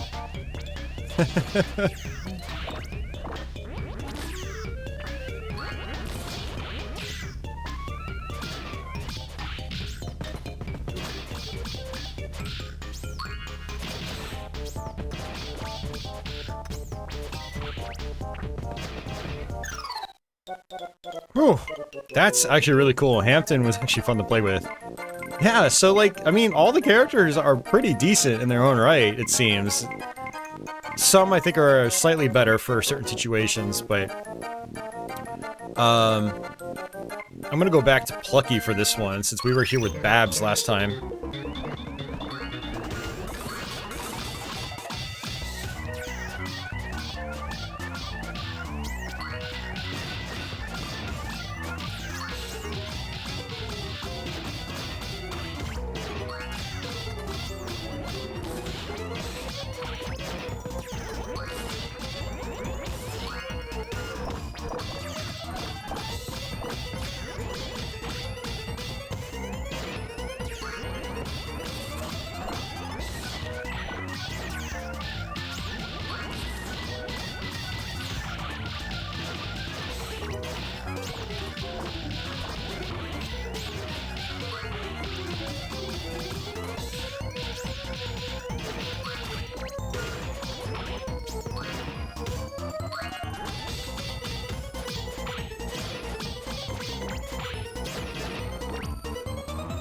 Wait, it says, what possessed them to make this game?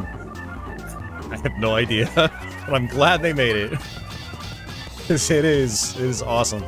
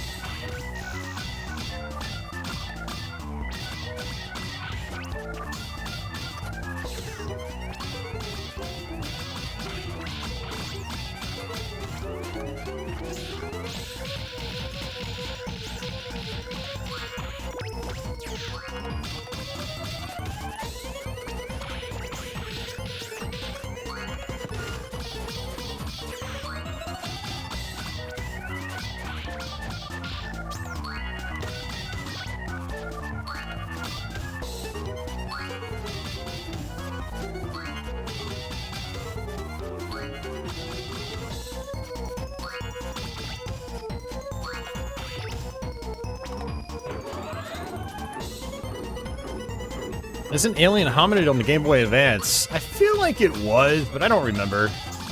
I don't remember.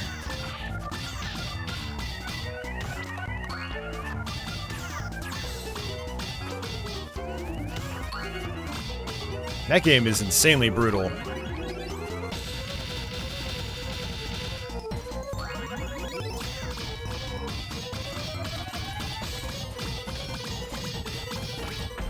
I gotta be careful because Plucky's almost dead.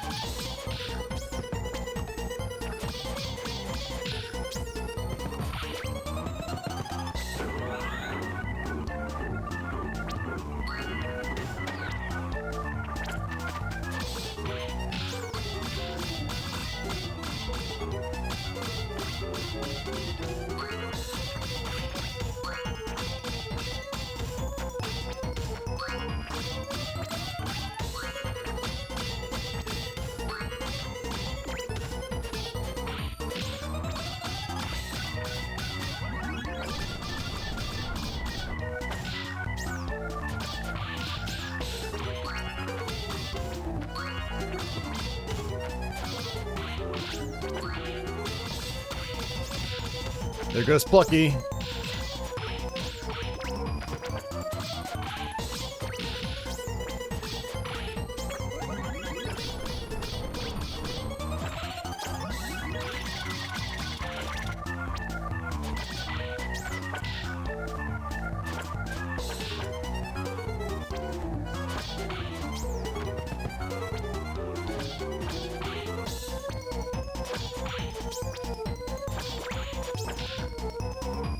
Trying to juggle them, but I'm messing up. There we go. Alright, I think one more section.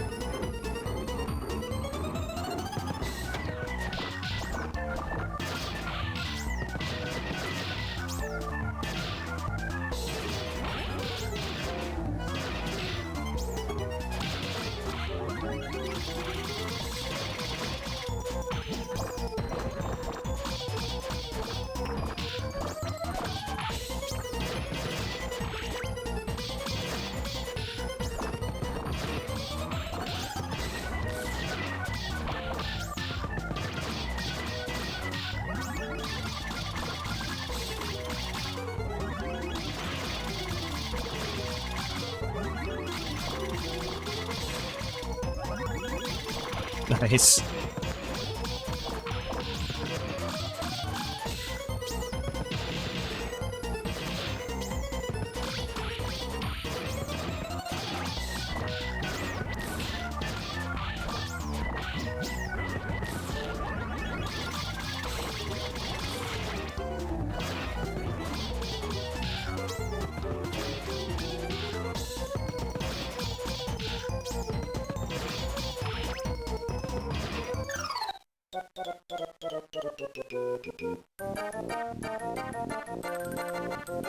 Alright. Oh, man. Boss time. Question is, like, who do I want to use for this boss? I've already done Plucky and I've done Babs before. You know, I'm thinking Hampton would actually be really, really useful in this fight, because the boss oftentimes he flies up the screen, and the way to do max damage is to, like, juggle enemies into him, so I think that's what I'm gonna do. I think he's gonna be the most useful.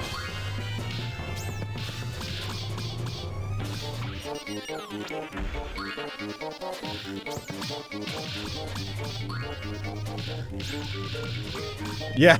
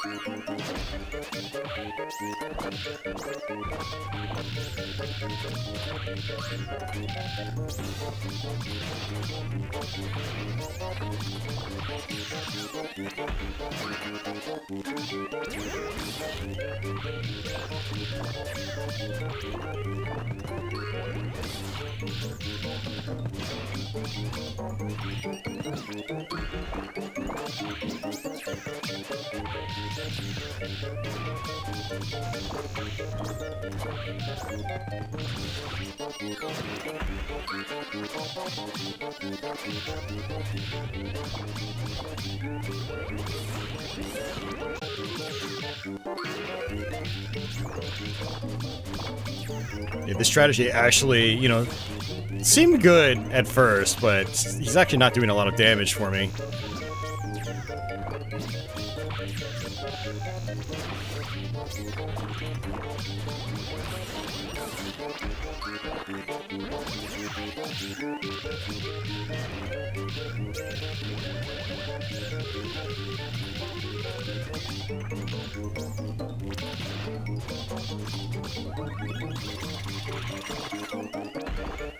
Yeah, I was wondering the same thing, Zero. Dizzy would be like a good option, but you'd have to kind of know where to position Dizzy, I think, for it to work really well.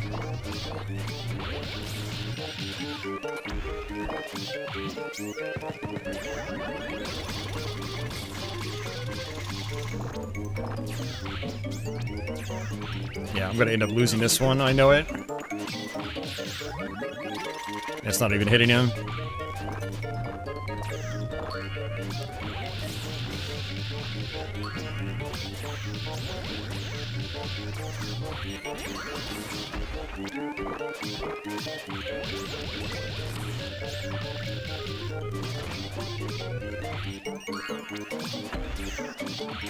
Yep, that's it.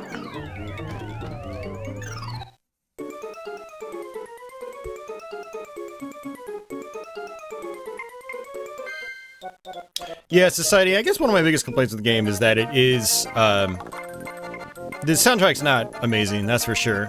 I think it fits the theme okay, but it is pretty forgettable. Let's see. Let's try Sneezer on this. Actually, let's try Dizzy. The game itself is really fun, though.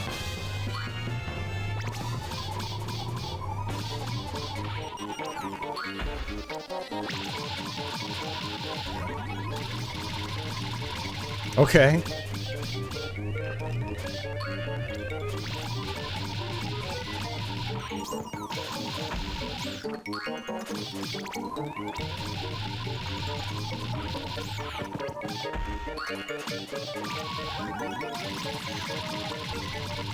Yeah, there you go, Zero. I think Dizzy is actually pretty good.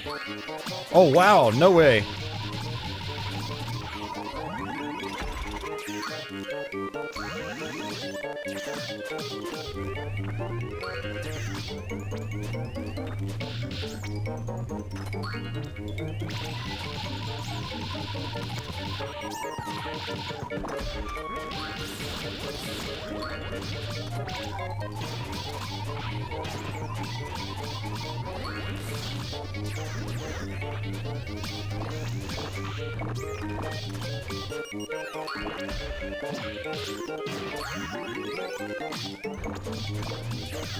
Yeah, if you do Dizzy right, then maybe he's really good, but you've got to really plan your attacks with him.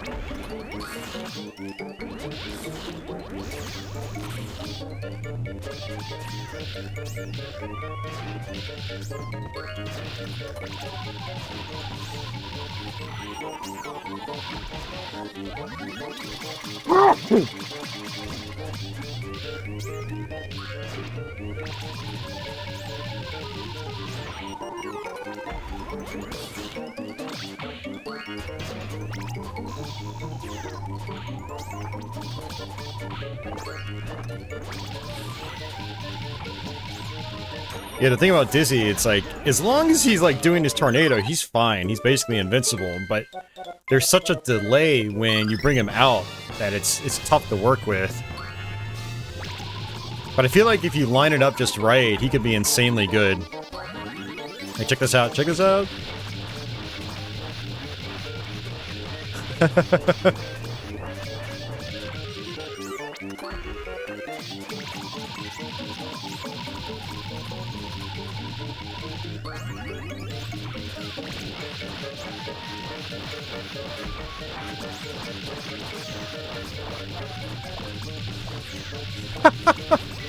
You see? That's what I'm talking about. Okay.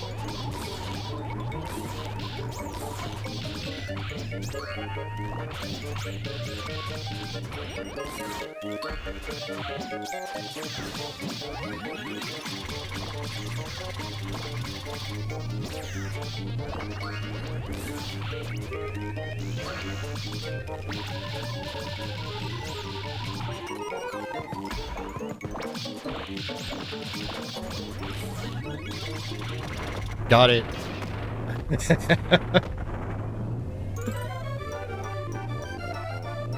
Yeah, it's like, I had a feeling if you set it up just right, you could do some insane damage. So basically what you do is you get Dizzy's down special out, which is like the vertical tornado, and then while he's attacking the boss, you destroy the weak point again, and he tries to go off the top of the screen, but then he drops down again, just continually doing damage the whole time. It's insane. Oh man. Who do I want to play as now? I feel like Fifi could be a really good option here.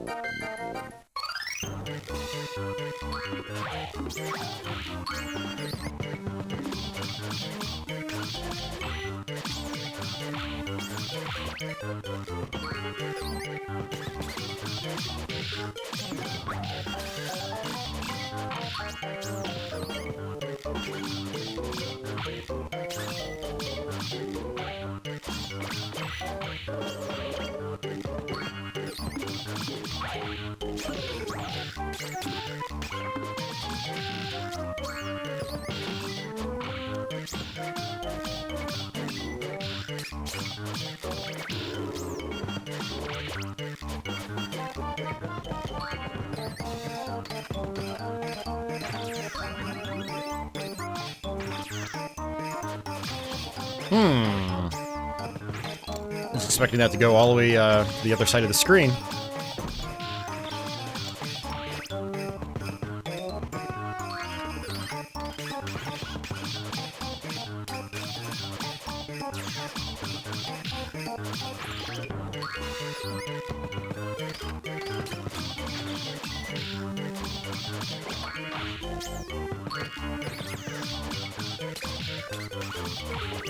Man, she'll take a lot of damage though.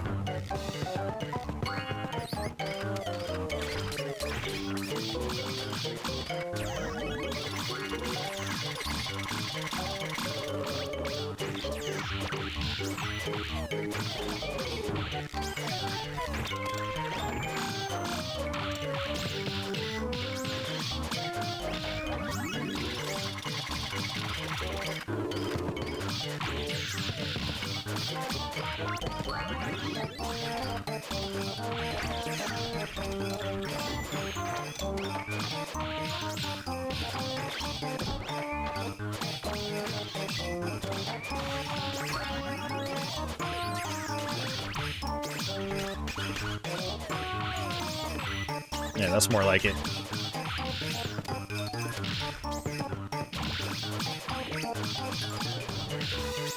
Yeah, I think her quarter circle forward special is probably the best one to do. Although I should try the down one.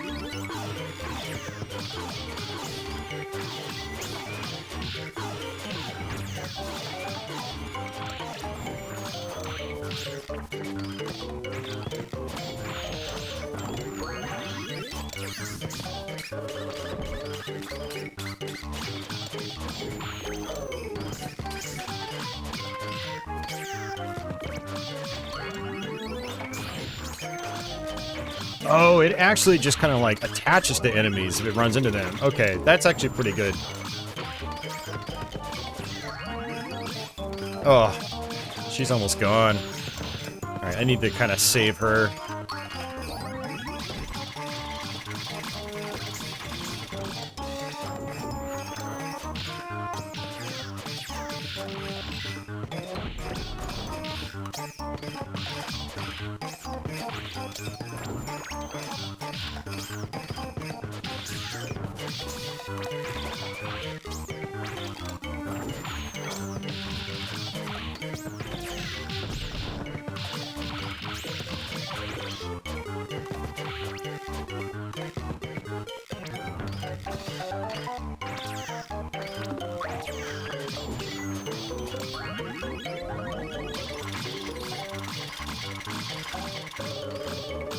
And she's gone. Alright, this is gonna be tough.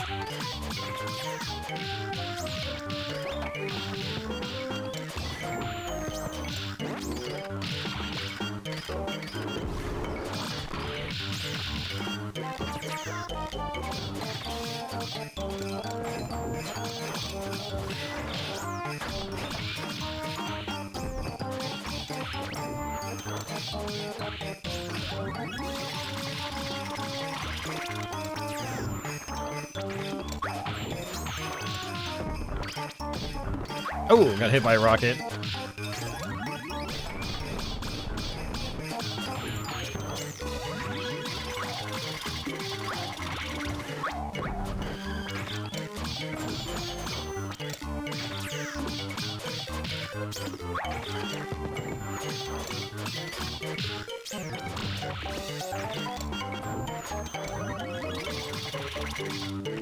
Oh, that was close.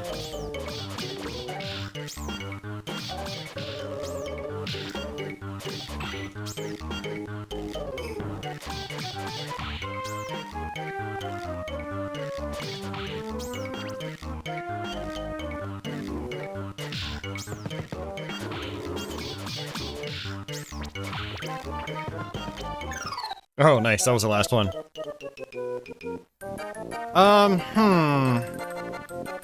Yeah, see, one of the problems with Fifi is that she sits out for so long that even if you hit enemies with her specials, like, enemies on the other side of the screen will still hit her. And so every time you bring her out, it's like you're liable to lose some of her health. I almost kind of want to try Dizzy on this section, actually. I mean, Sneezer, I think, would be amazing here, too. Or even Hampton, because there's a lot of flying enemies here.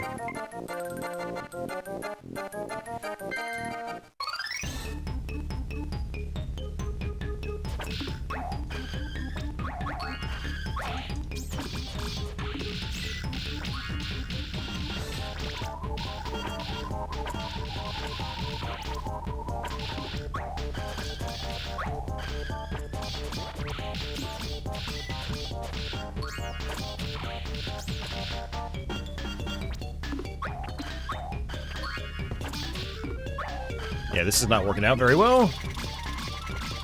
I forgot that there were the red cats here in the beginning, though. That's always a problem.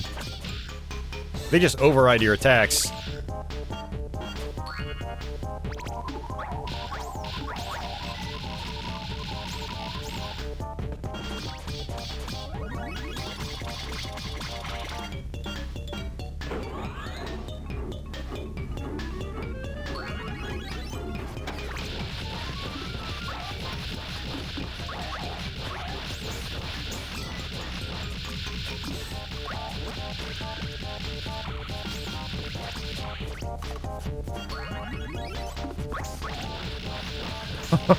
That makes this part so much easier.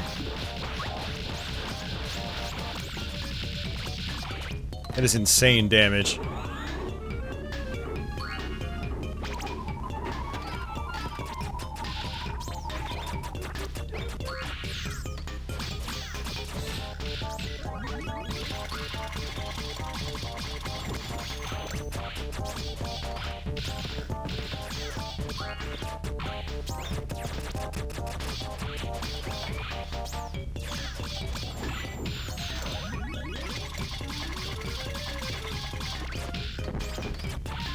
Yeah, Zero. I mean, that's what's tough about Dizzy. It's like, you try to bring him out, and,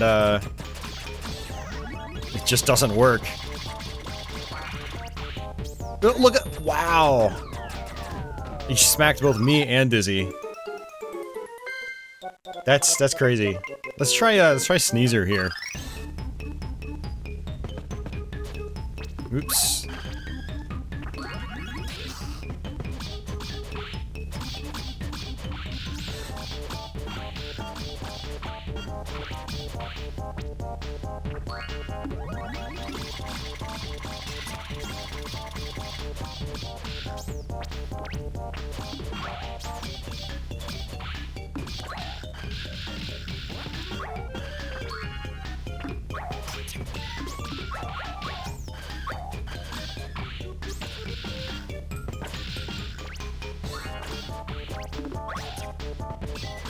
Hey, Crystalline.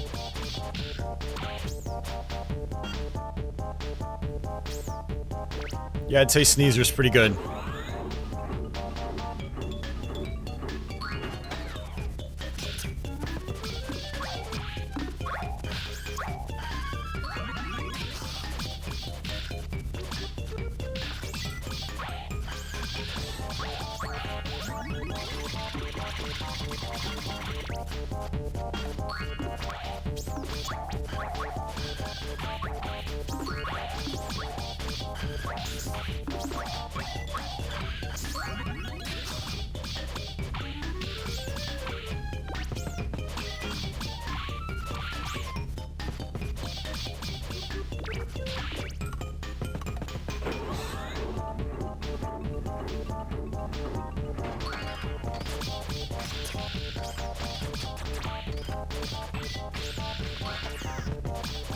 And Caesar's tiny, so it's like hard for him to get hit.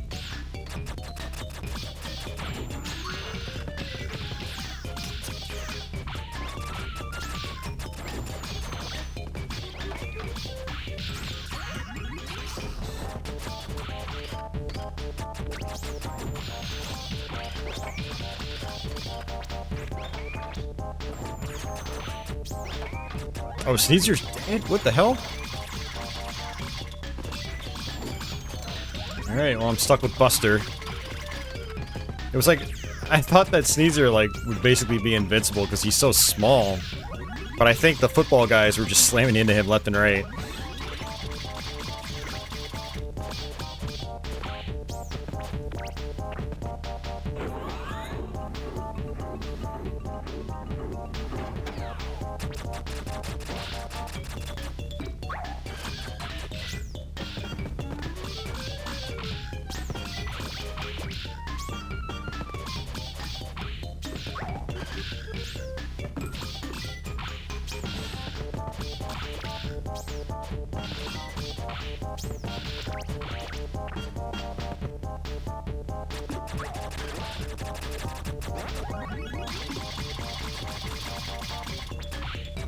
And that's it.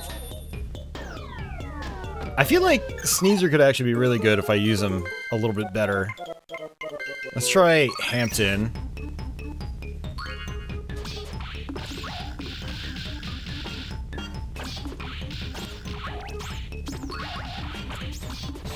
Now, these first red dogs, or cats, sorry, are rough.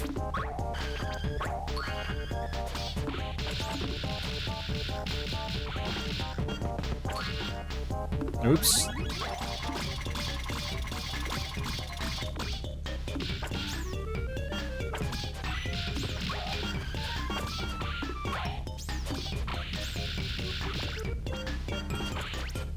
Yeah, I lost so much health.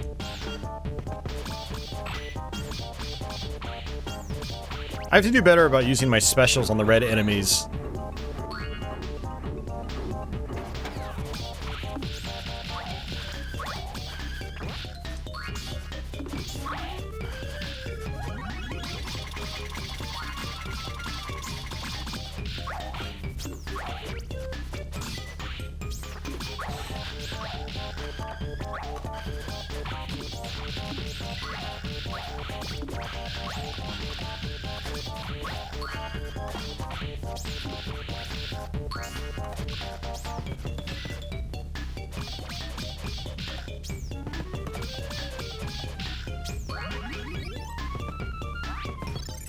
That health does come in handy, though.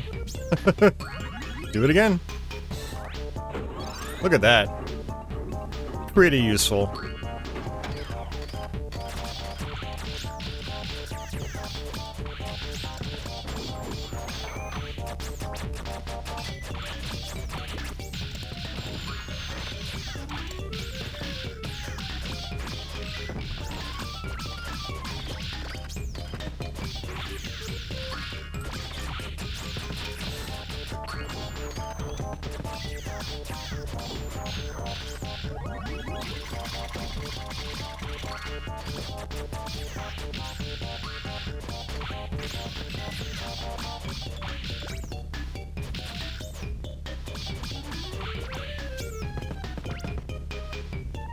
Hey, JD, welcome back, sir. How are you doing?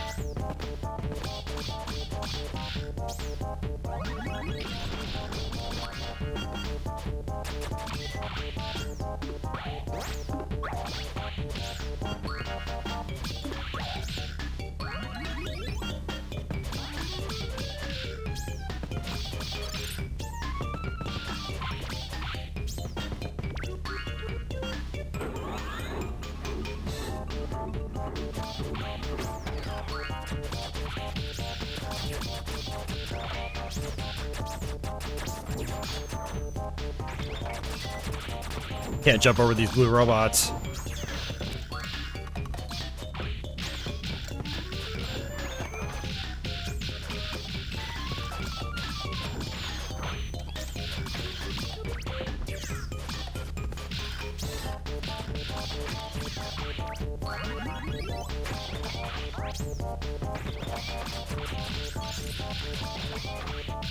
I mean, that health regen is actually quite useful.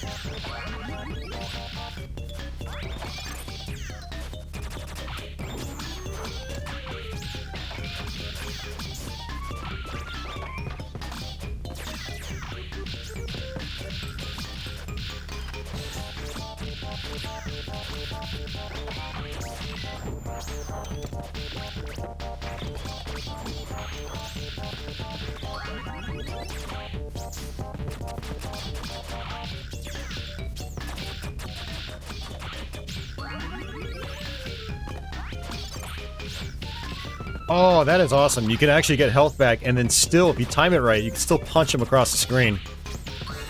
That's great.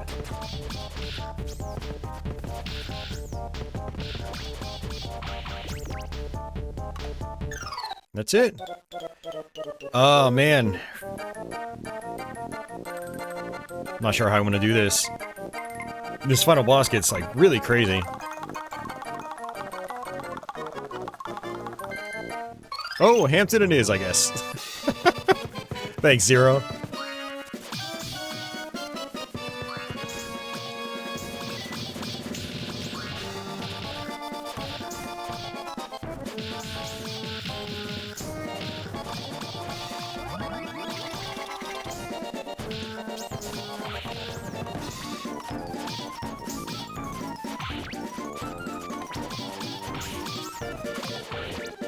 Yeah, not a good start.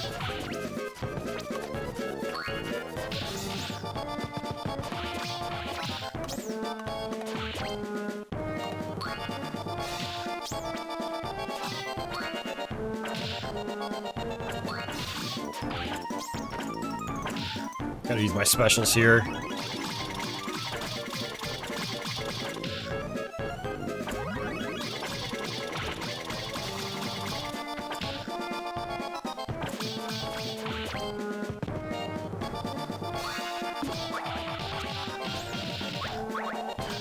Man, I forgot about all these enemies before the boss.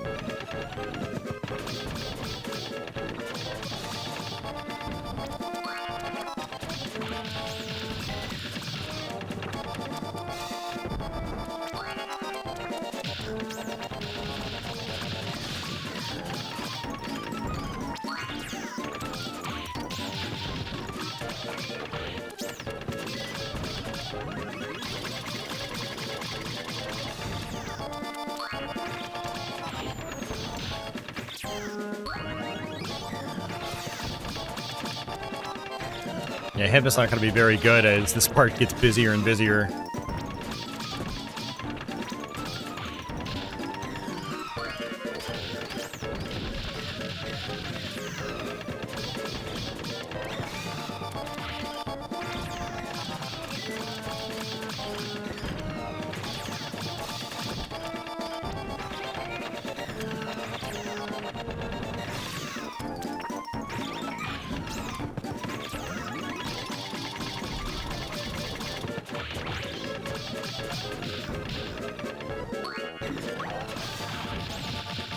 Ah, great, the brown dogs.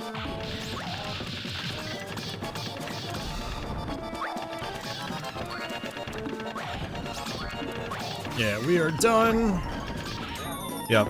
Yeah, don't think I like Hampton very much in this fight. Let's try... I'm actually really curious about Shirley. Try to do, like, the shadow ability.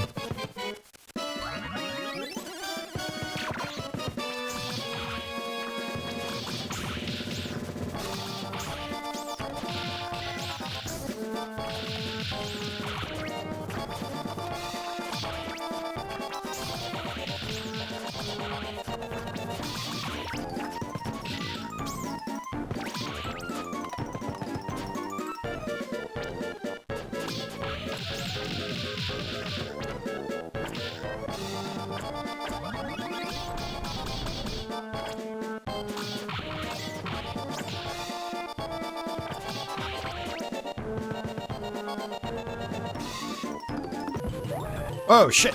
I did the fast forward by accident again.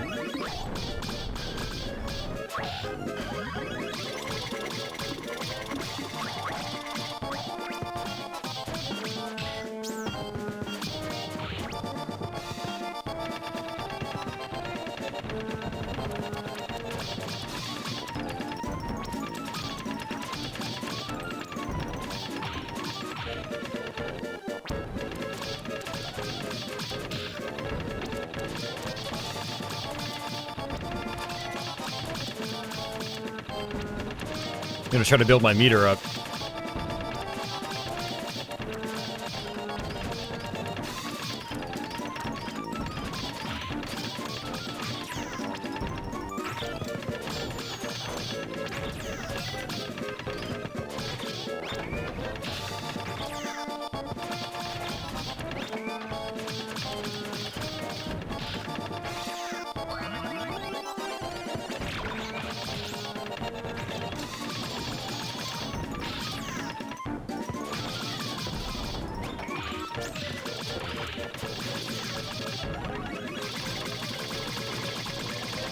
Oh, it even doubles your specials. Oh, wow. Okay.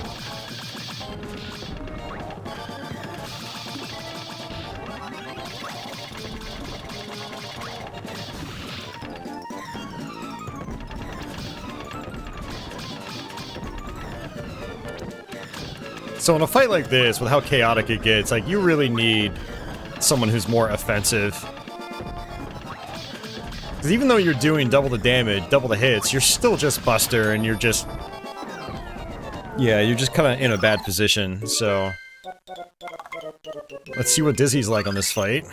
It's actually been kind of fun just, like, experimenting. Oops, I did not mean to do that.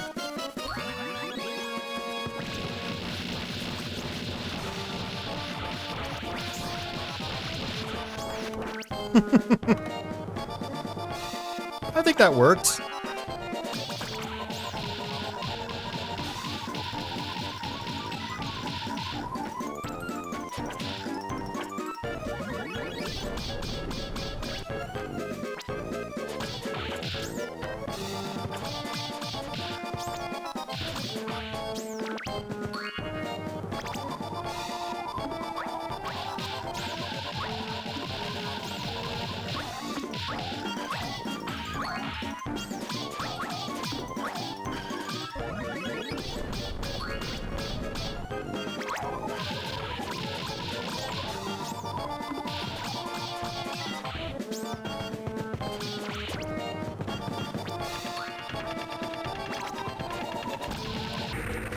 Oh, I did it again, man. Keep hitting that button by accident.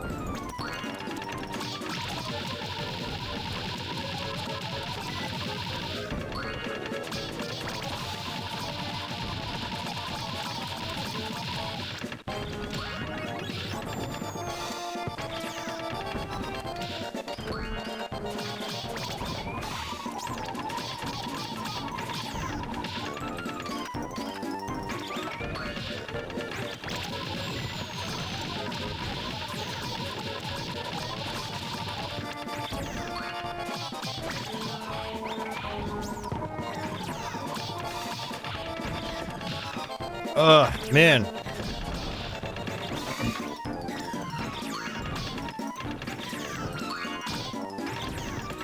Yeah, this is a bad pattern. I'm gonna die.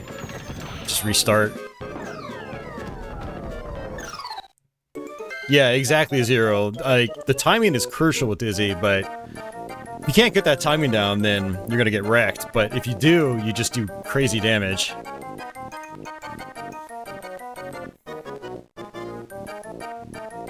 Try Dizzy one more time. Oops.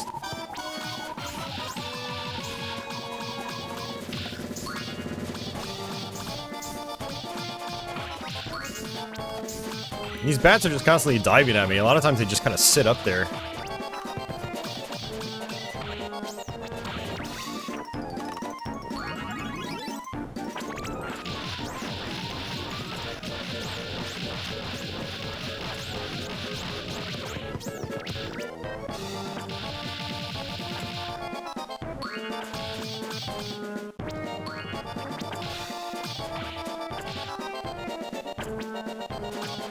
Yeah, these guys, their claw attacks have like oh, I didn't mean to do that.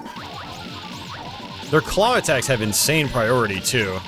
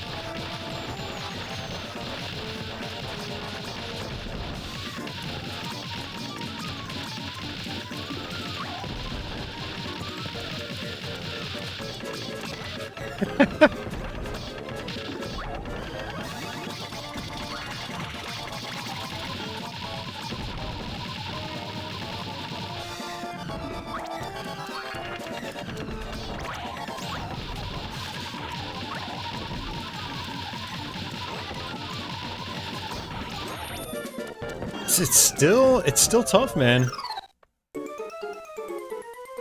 It's tough. Alright, let's try,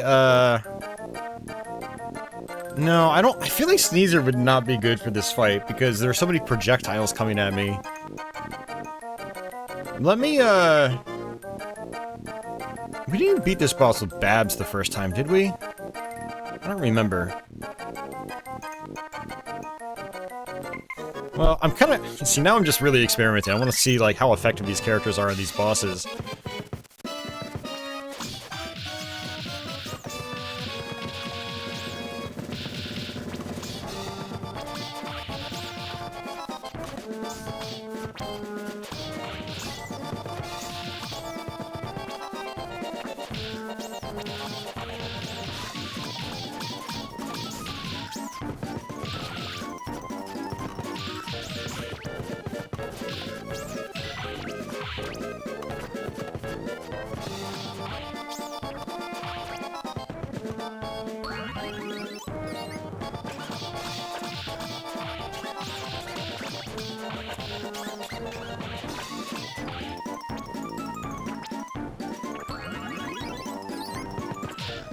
Oh, why did he go all the way across the screen?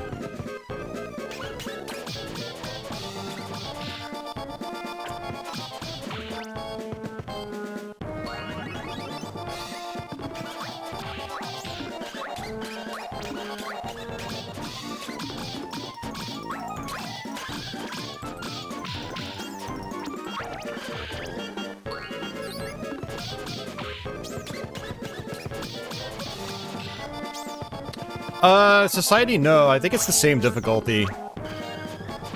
And after we beat the game this time, I am gonna actually play it on hard mode and see what that's like. Oops, I didn't want to do that.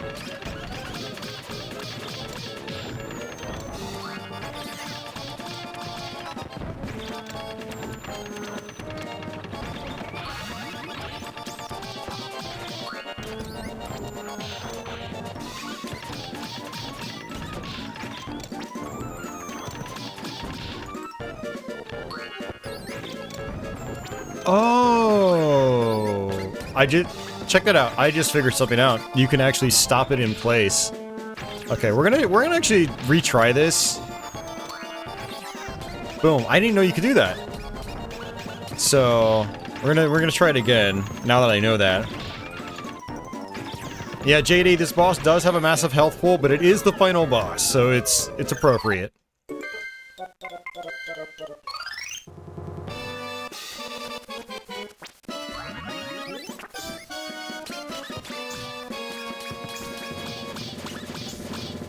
Look at that. Okay. New tech unlocked. Just like Zero said.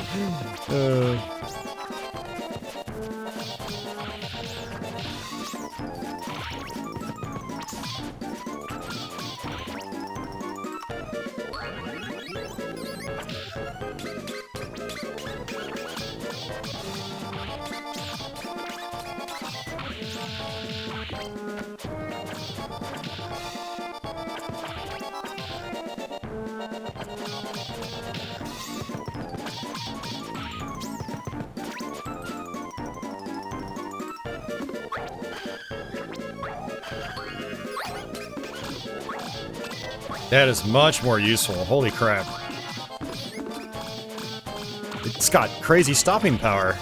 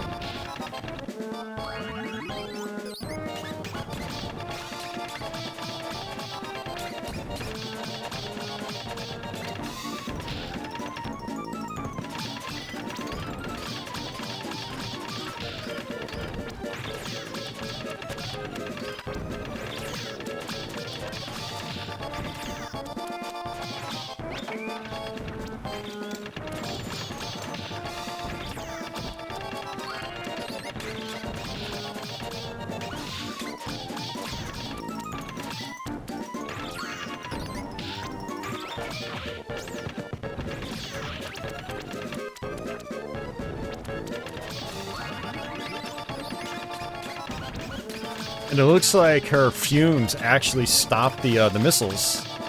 That's pretty handy as well.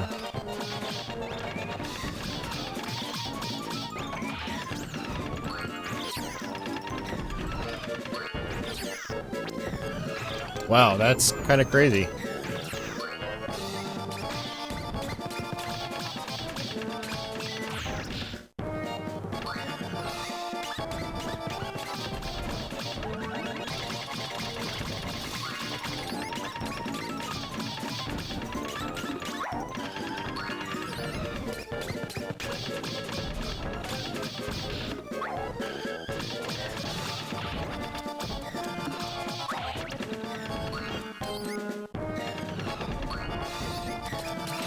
Ah, that's it. Yeah, so there's definitely some strategies with her now. Now that I know I can control her attack, that opens up like a whole lot of doors. That's awesome. All right, let's try old Babs. Actually, you know, since we're here, let's try Sneezer. This is probably a really bad idea, but we're gonna do it anyway.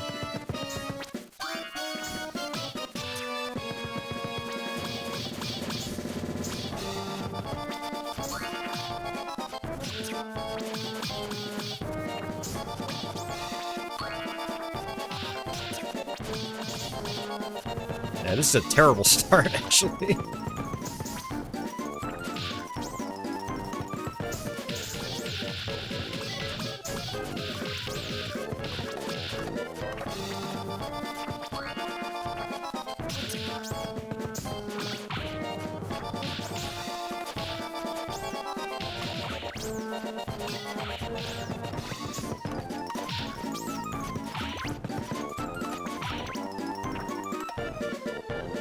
Exactly, Zero. It's like, yeah, why not?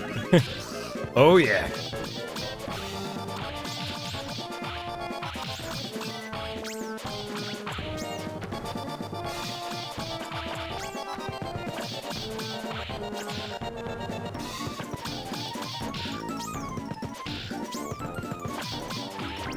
Yeah, something I still have to learn about these cats is that if you do the forward punch, they don't like get knocked down to the ground. They can immediately attack you when they come to. Yeah, and that big sneeze is instantaneous too. That's pretty handy.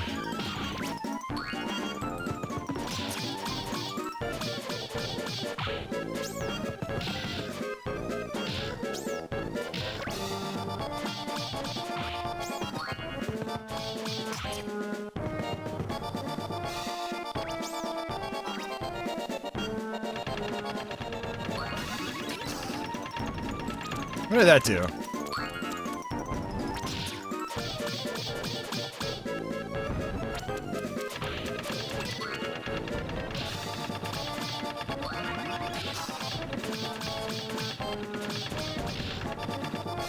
Yeah, unfortunately, his attacks don't seem to really do any damage.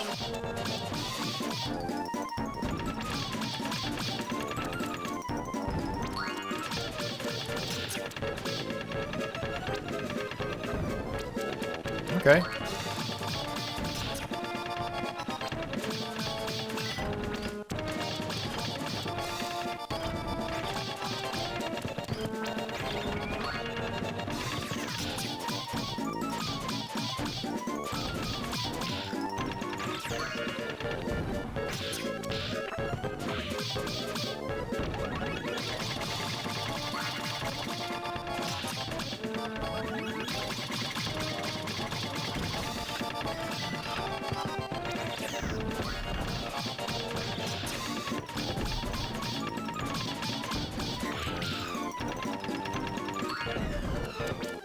That is not working.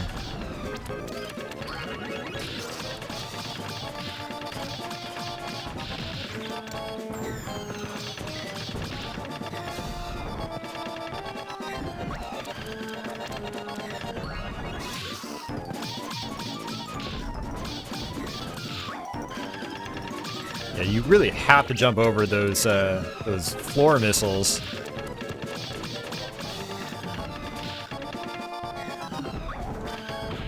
God, there's too much going on. Alright, we're gonna try it with Babs. I don't remember if I beat the game the first time with Babs, or... I thought I beat it with Plucky. So we'll try it with Babs.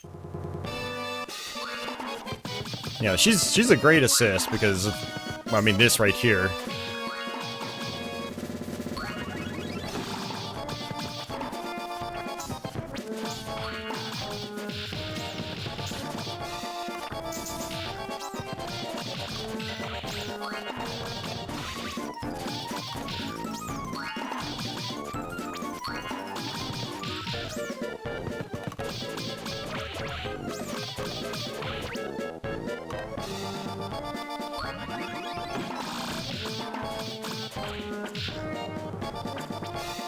Yeah, unfortunately, she doesn't have a lot of stopping power with enemies like these.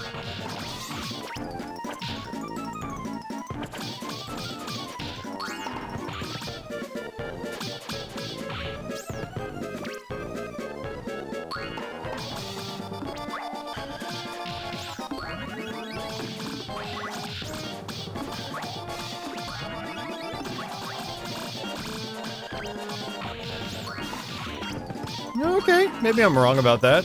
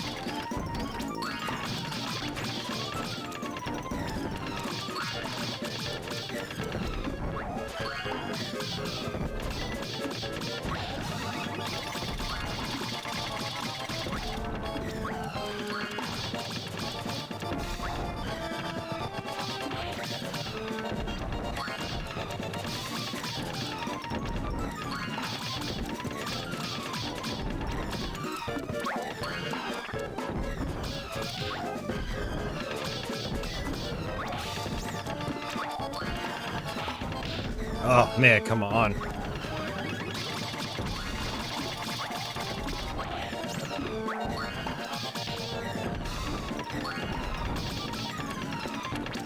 Two dogs, come on. Why are you gonna do this to me, game?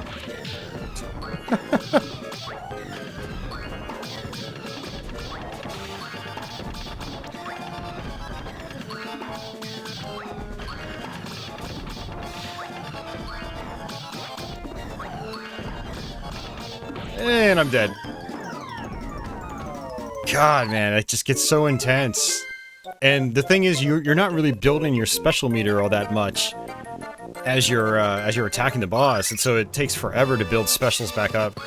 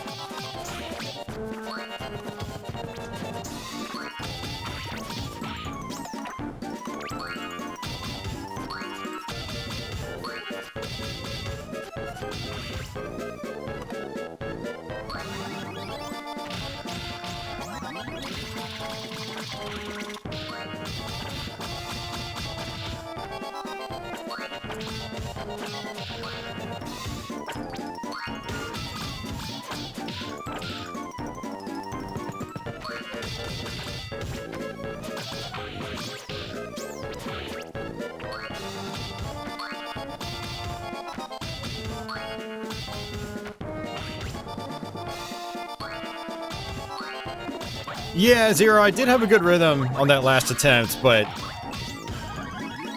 it just got so overwhelming and I couldn't really do anything.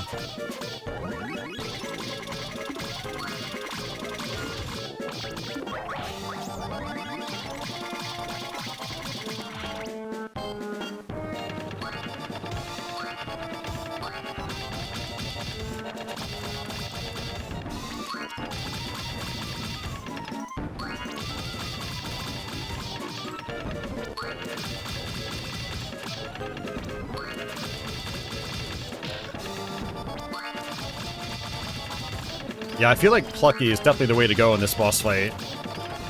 I can do so much more damage.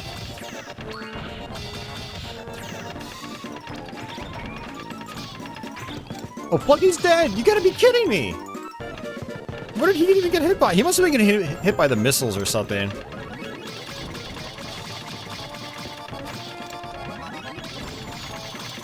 Go figure.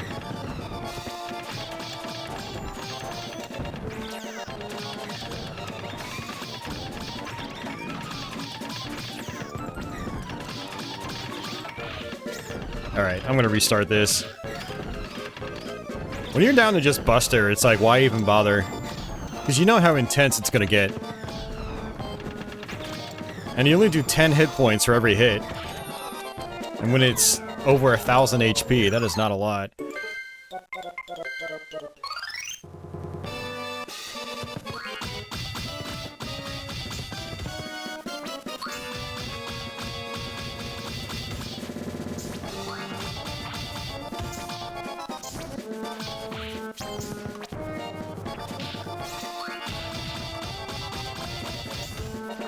It's also, I think, important to make sure that Plucky's in the air when you're summoning him.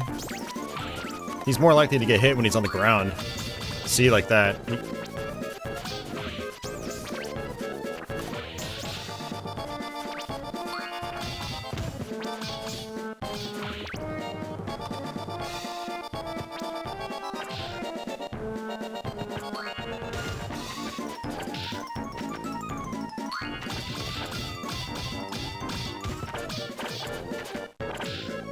God damn it, man. This is just crazy.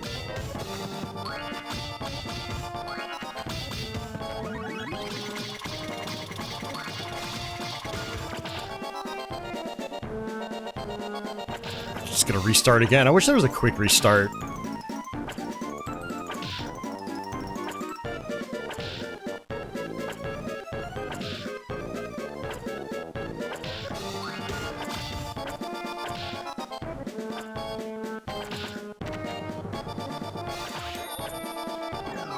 Try it again.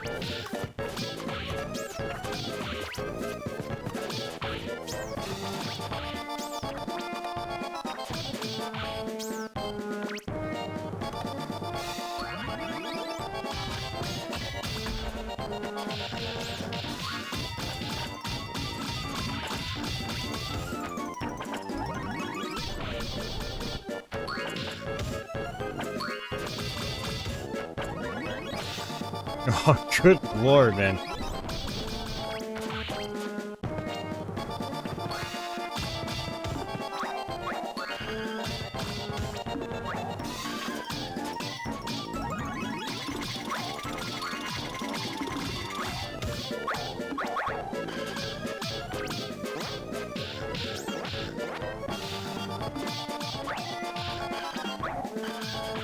Yeah, it sucks that the brown dogs are so resilient, yet they have so many hit points.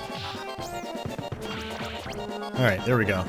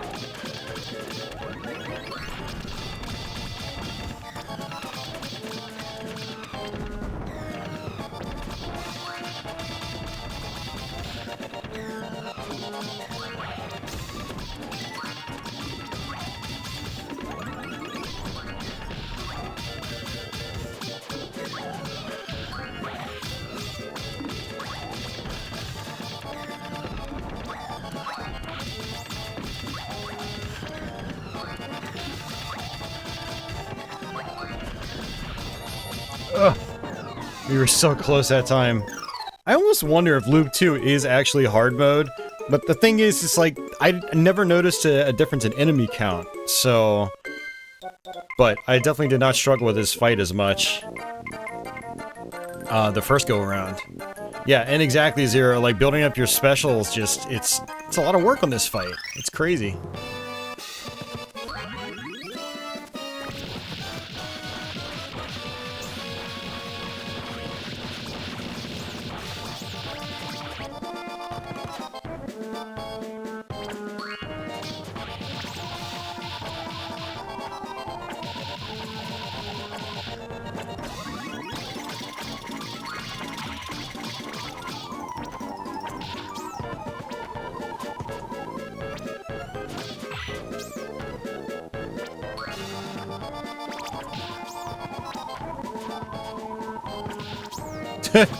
He just runs right into it.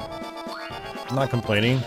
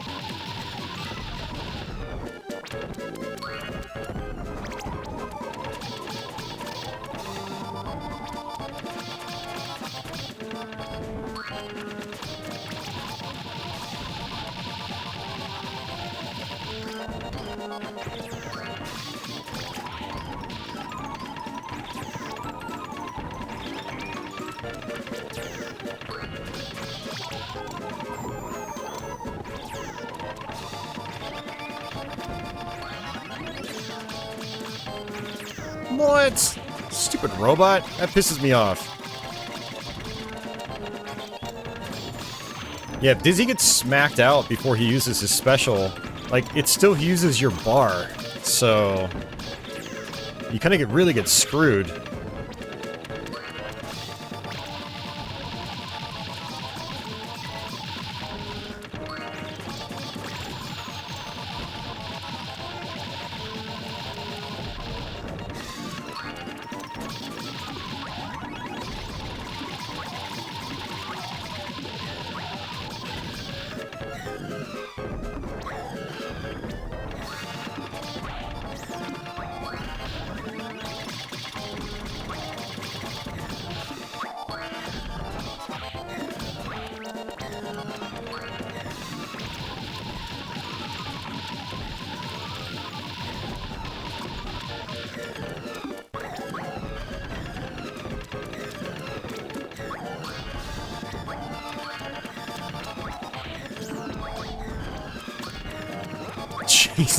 Dizzy's almost useless by this point. Oh my god, look at that.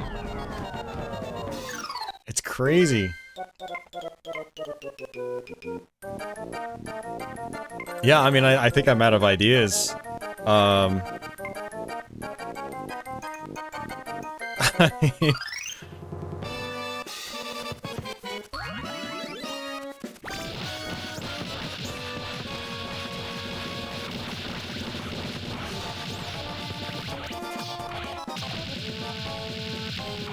I mean, Dizzy's obviously really good for this first part.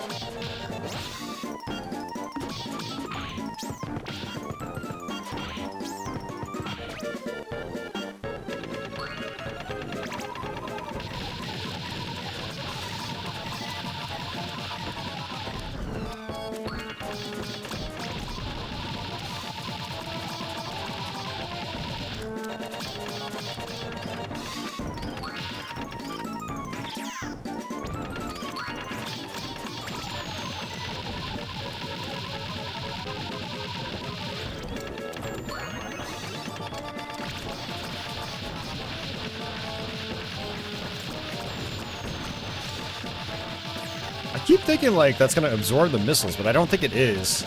No, it's not. Ugh.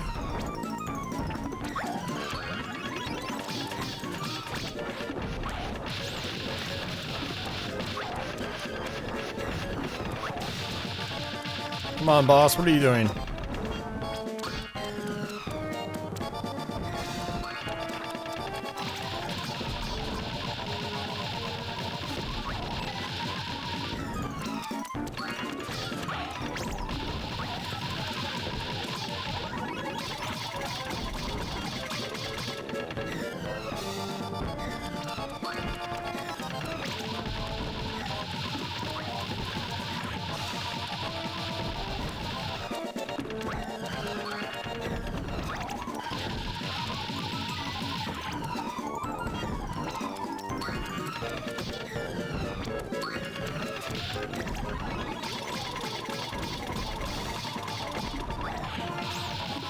Oh, that's it.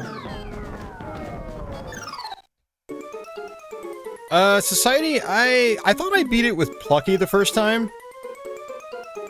I don't remember though, honestly. I've been playing this game so much the last few days that, it's, all of my memories are blending together. But yeah, Plucky seemed like the way to go. And I'm really curious if this is actually like hard mode now, and it just, you can't really tell until the final boss. I don't know. I mean, Dizzy's definitely really good here because, I mean, he has easy ways of dealing with the swarm before the boss itself. Mario says I did beat it with Plucky. That's what I thought, yeah.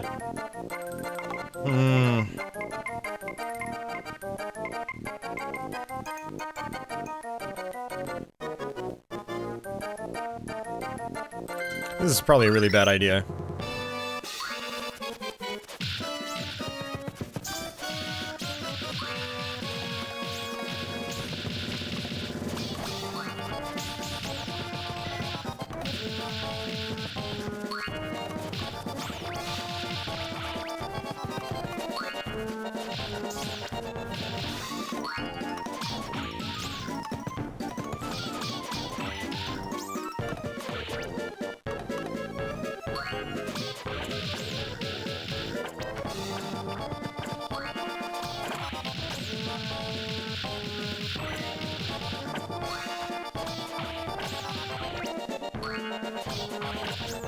Well, at least I can keep my distance.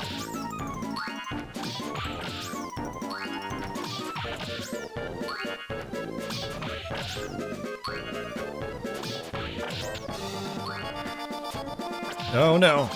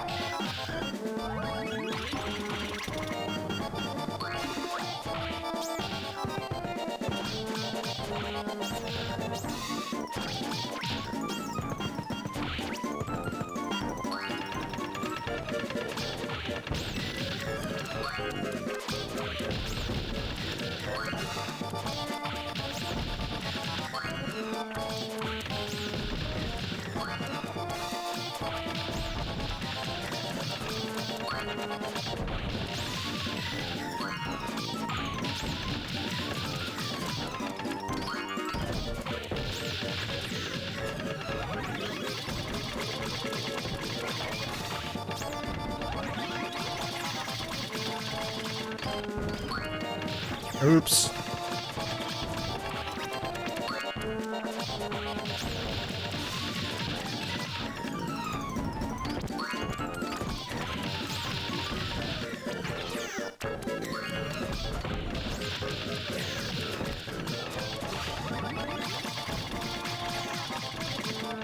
I have an idea.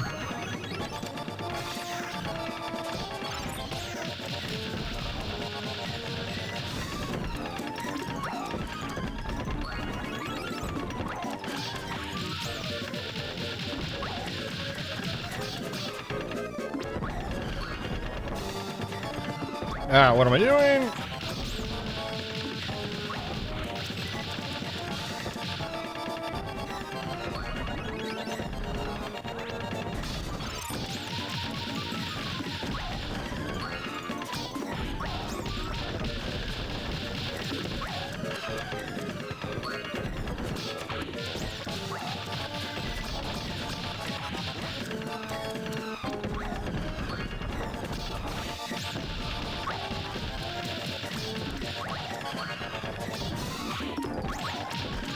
It's allowing me to keep my distance at least.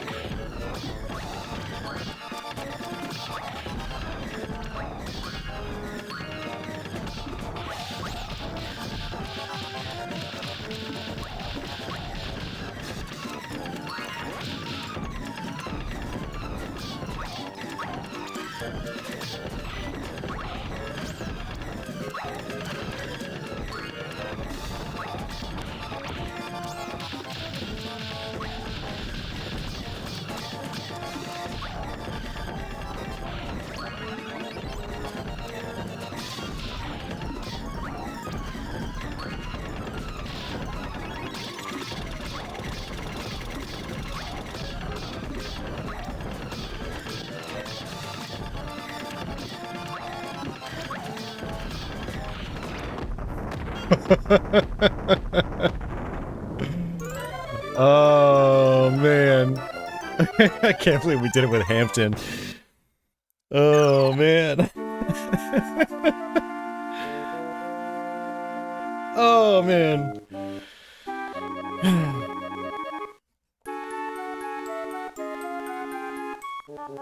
Yeah, that's really tough, man. That's really, really tough.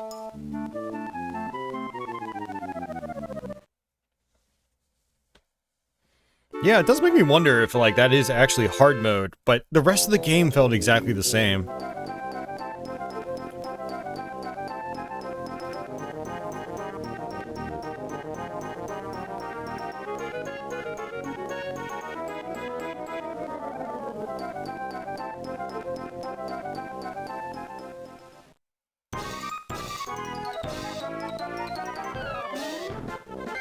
I'm gonna go ahead and skip through that. Let's go to options. I mean, it says here it's still normal, so let's try hard and see if we notice anything like crazy different. I am just gonna do Plucky this time to start.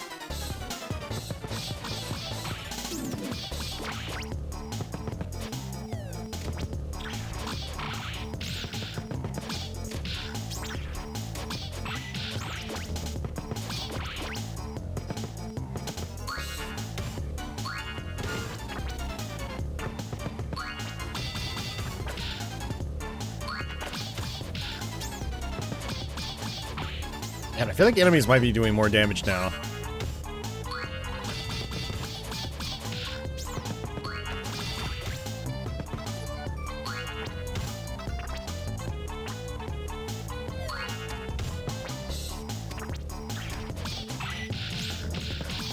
Or maybe not.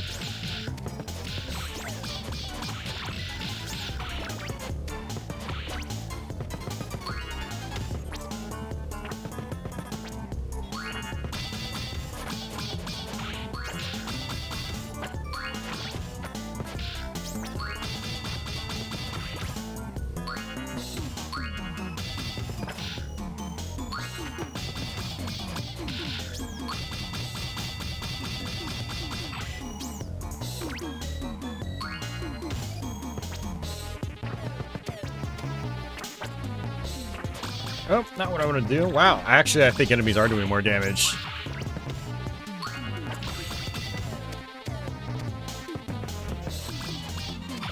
I've lost half my health bar already.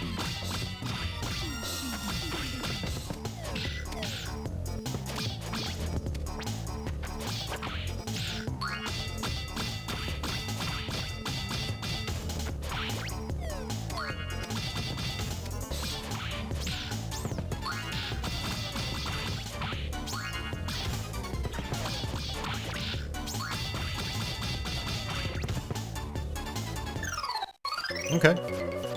Still get our health back.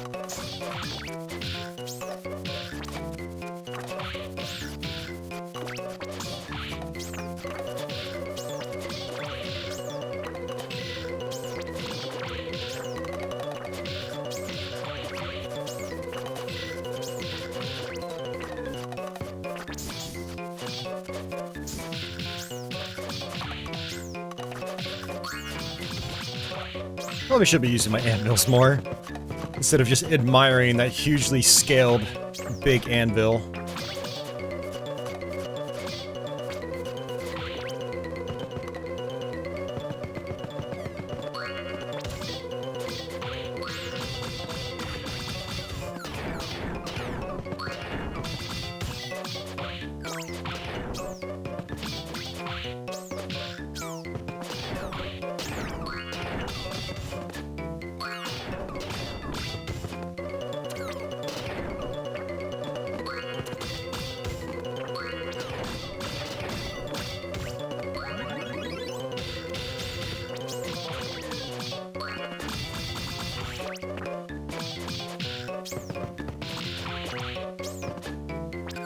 Okay, we're gonna have to play pretty well here if we're not gonna die in the next part.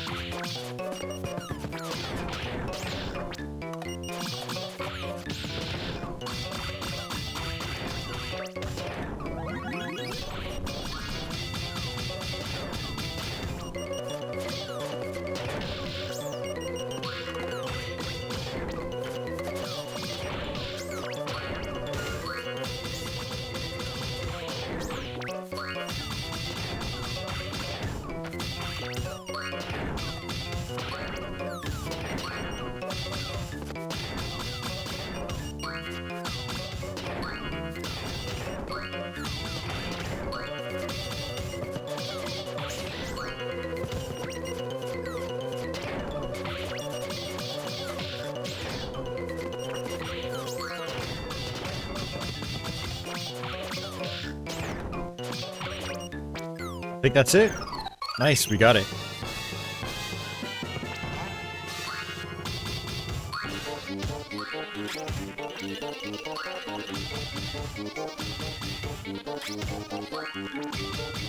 This is what I did last night.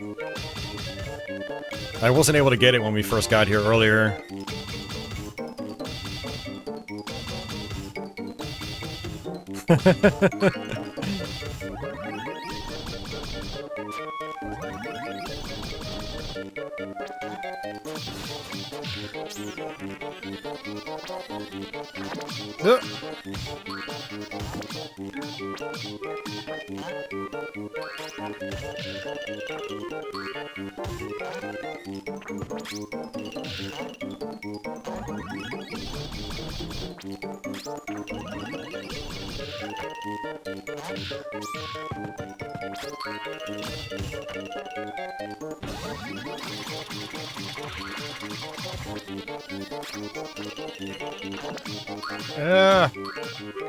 Dude, she does so much damage now.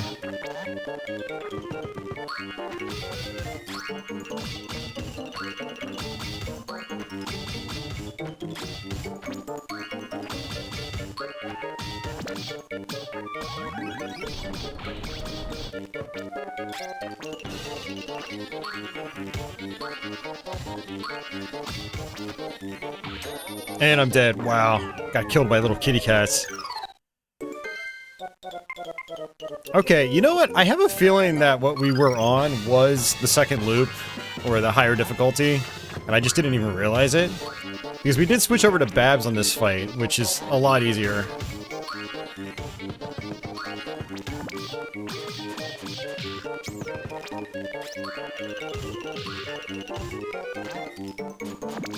Oh, come on.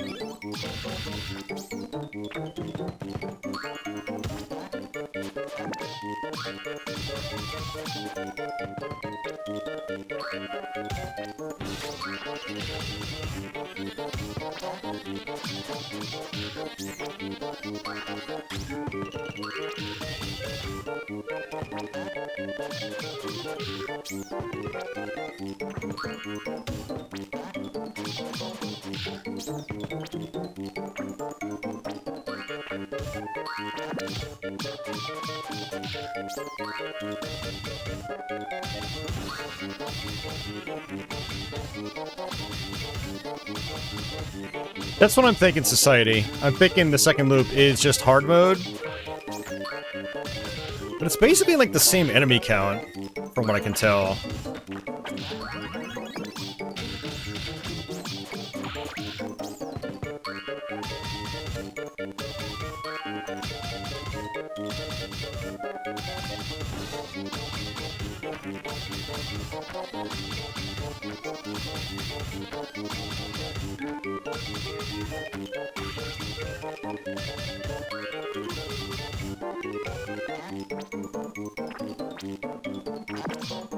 Oh, come on.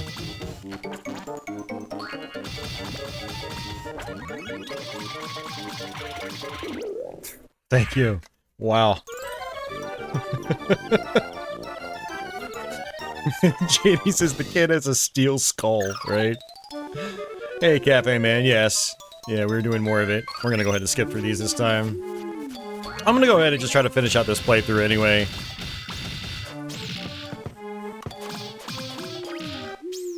Since we might have some other people joining us for the first time.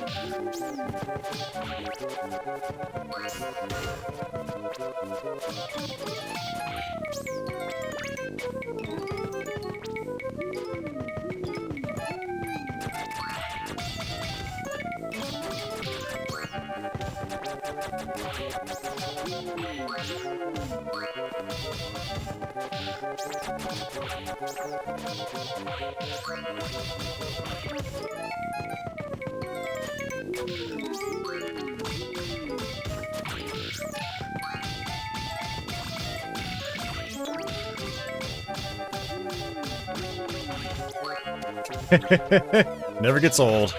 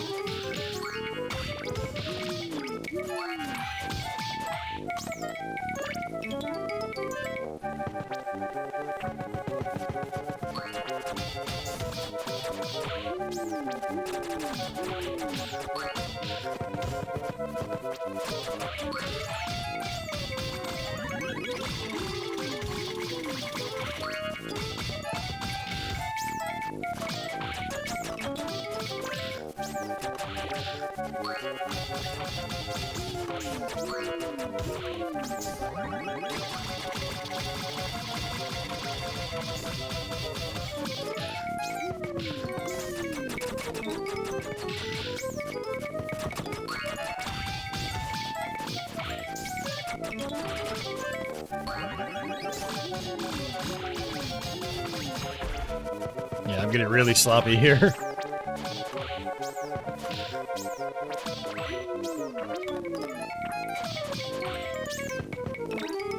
See, now I kind of wonder what easy mode is like.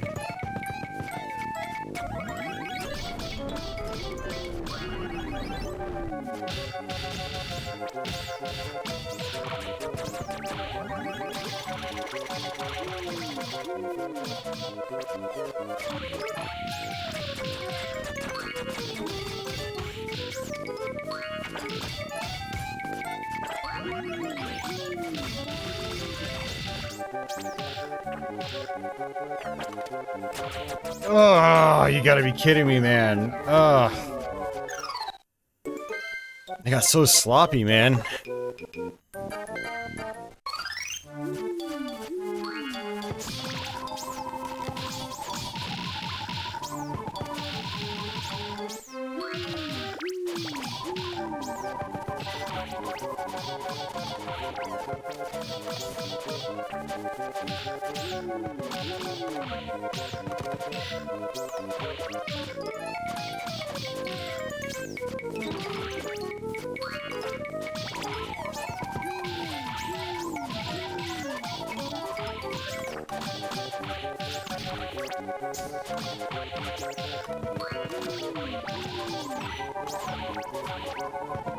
Yeah, one of the things about Dizzy is that he's really powerful.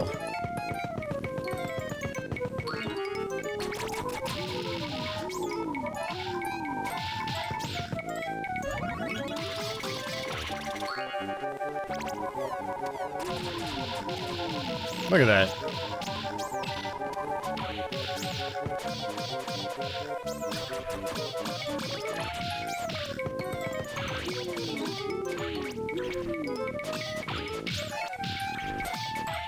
I'm gonna do better with my crowd control. I gotta keep the enemies on the same side of the screen if I can.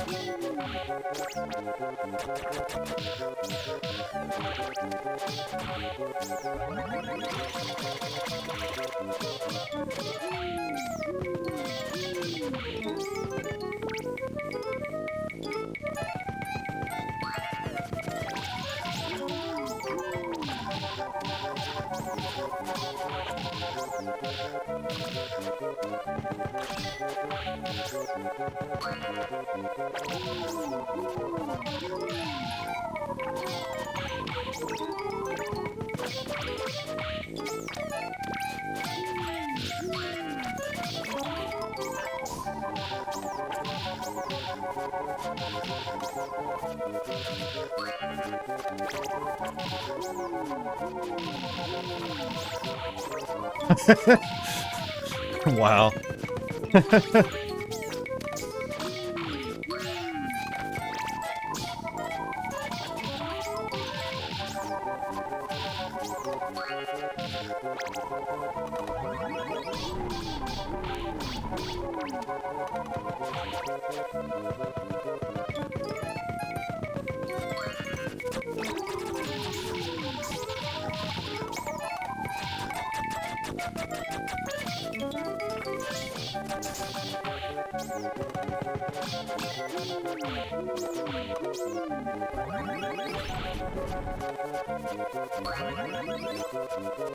There it is, guys.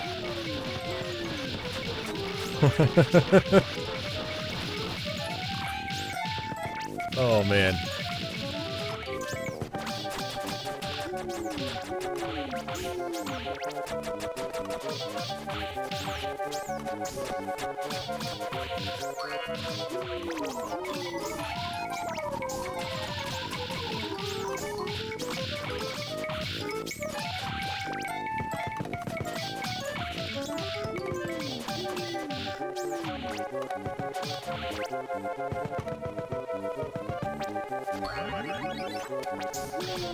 Nope, that's not working. There it is. All right.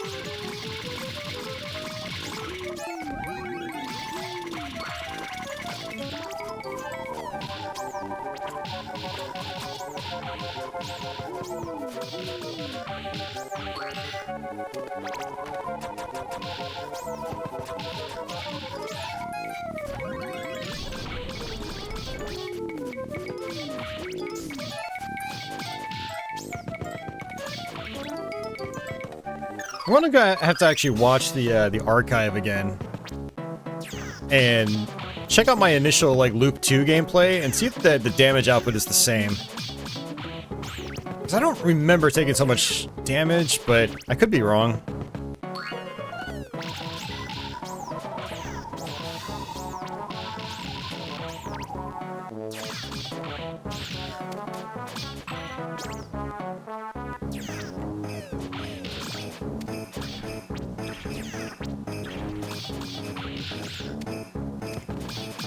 Hey, DG.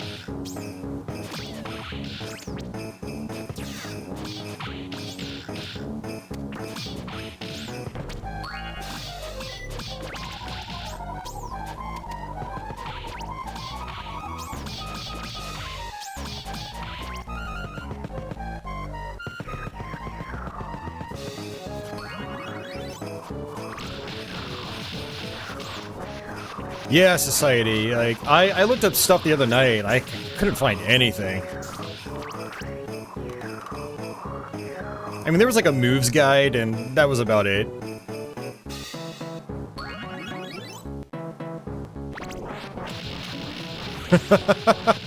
The setup.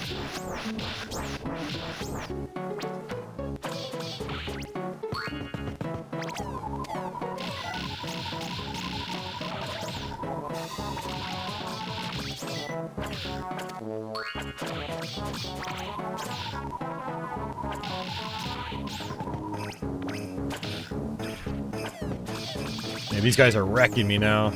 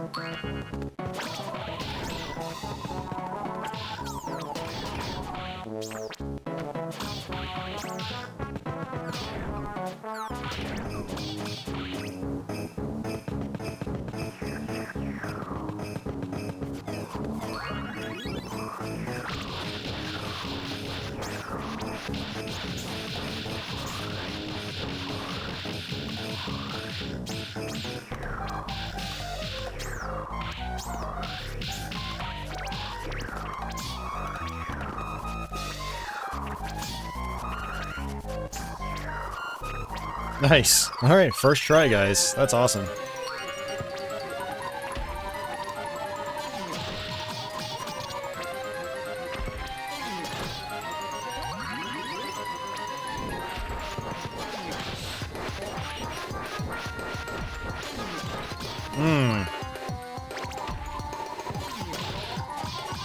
Okay, Disney is not very good in this fight.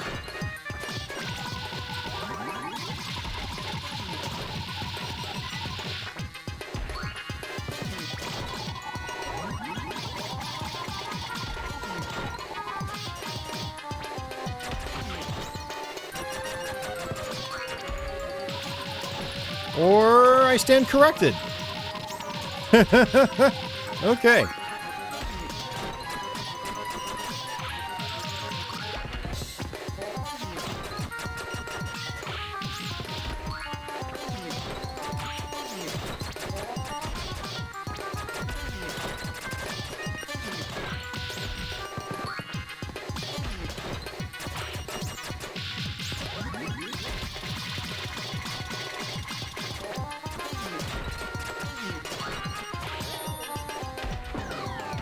Yeah, you gotta set Dizzy up just right on this fight, but he seems pretty effective if you do. So, like, right here. That's more like it.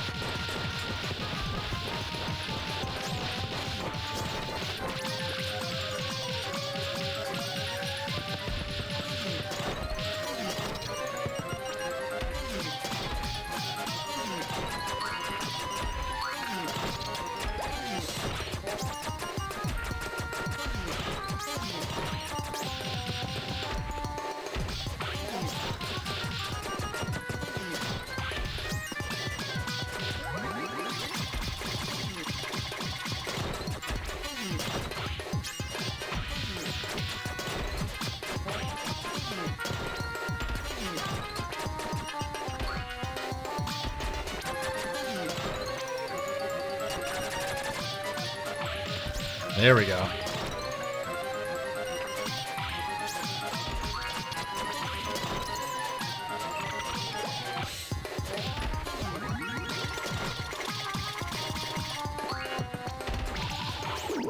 Geez, that's still tough.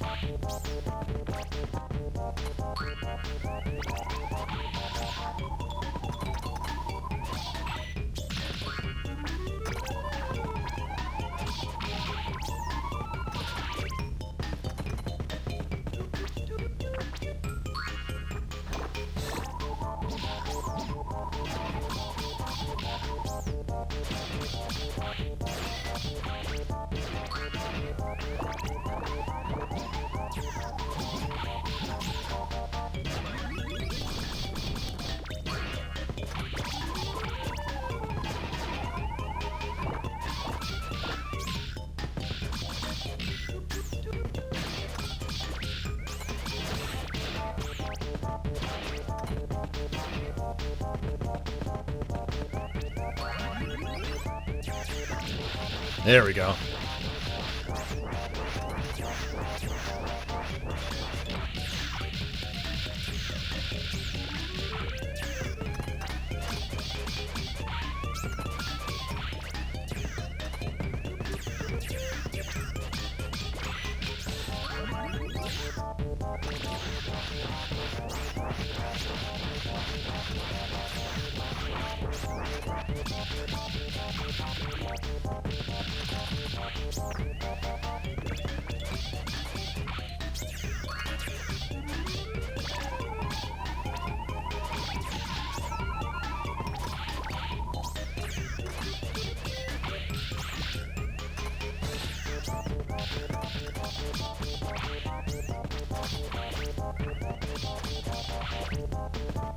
All right.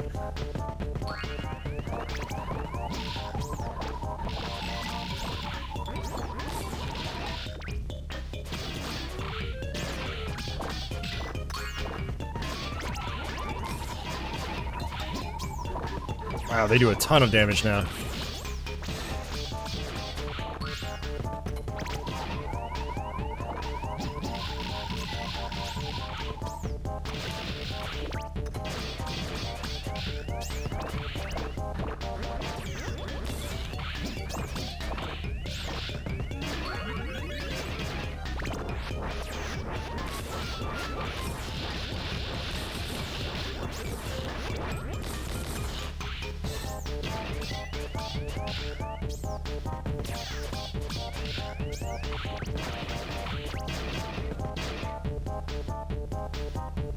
Yeah, and you know, Zero, I have a feeling Hadman's gonna be the choice again, because this is getting pretty tough.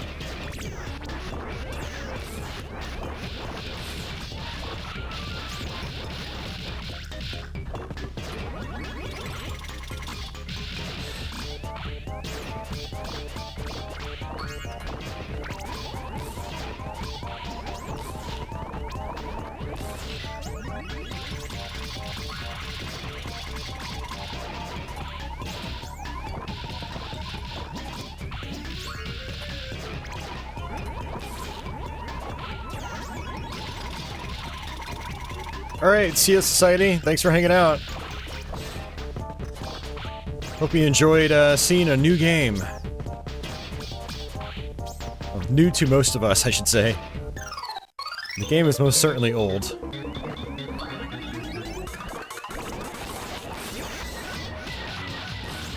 I have noticed that when you use Dizzy's attack, these guys will shoot more often than not, making them a lot harder to deal with.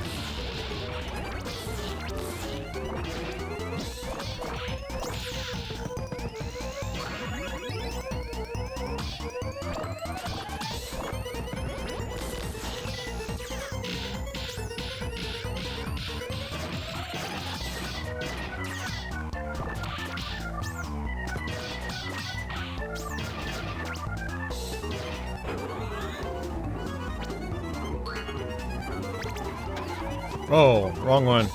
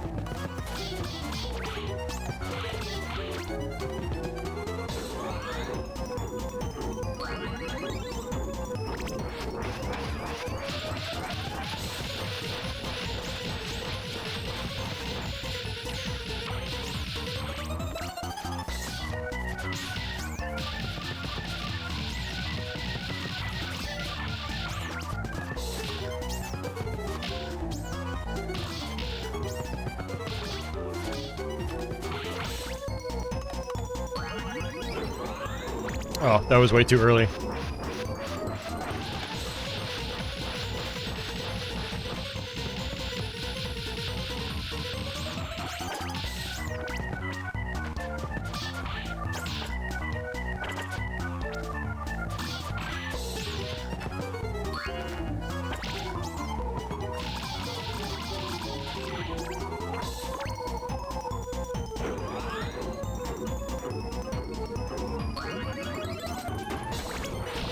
Nice.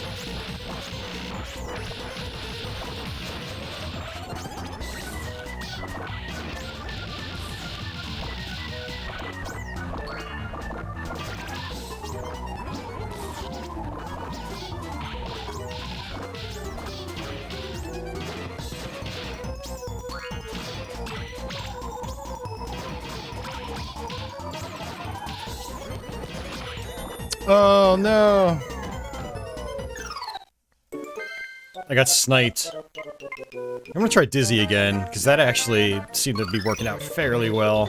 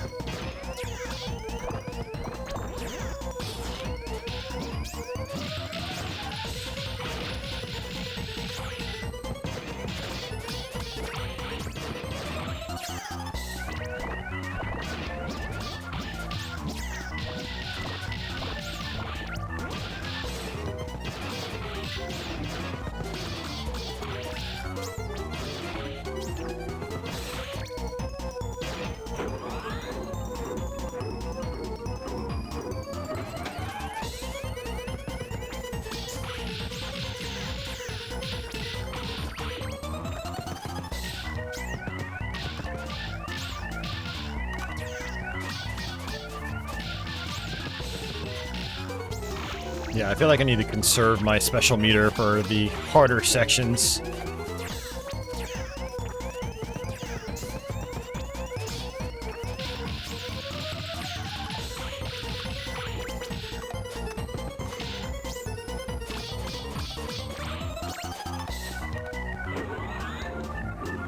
Like even right here, I think I'm gonna save it. Take advantage of these blue bats.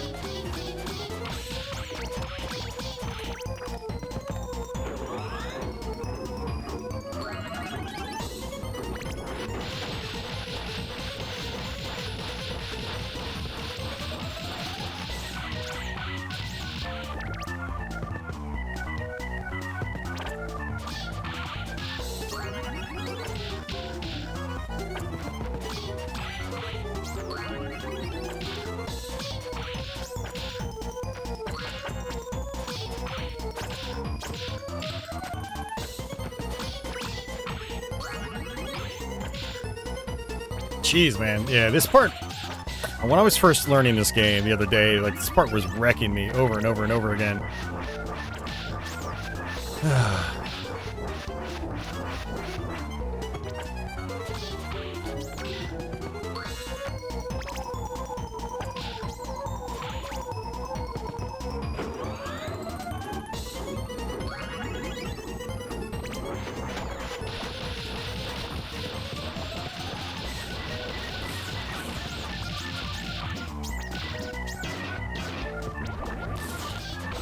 And I'm dead again.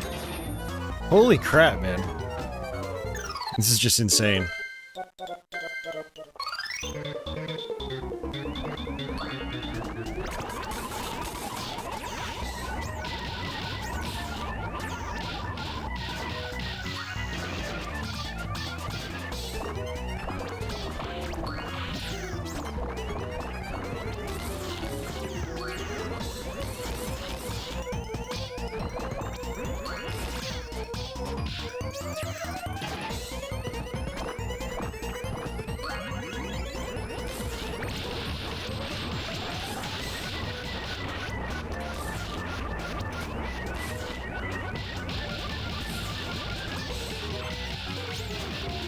It would be really nice if you had, like, variable jump height.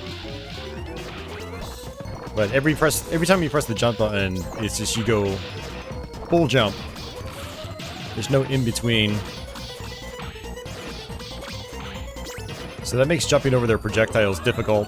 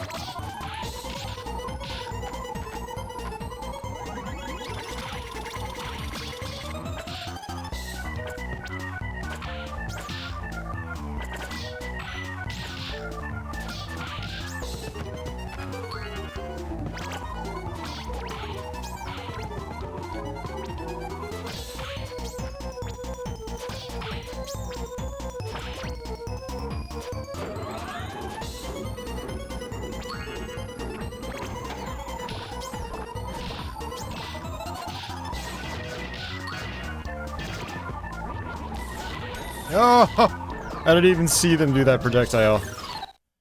God damn, man, this is so rough. I should probably try to experiment with other characters.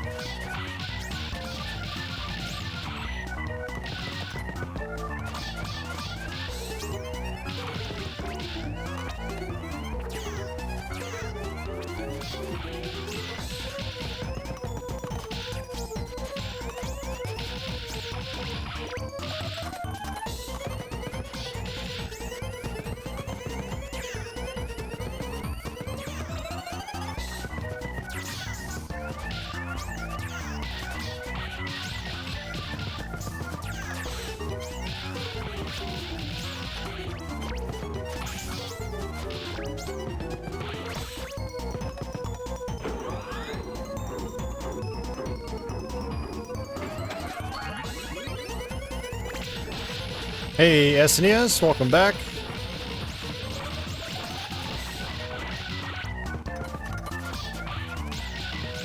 Hey, Nani, welcome to the stream.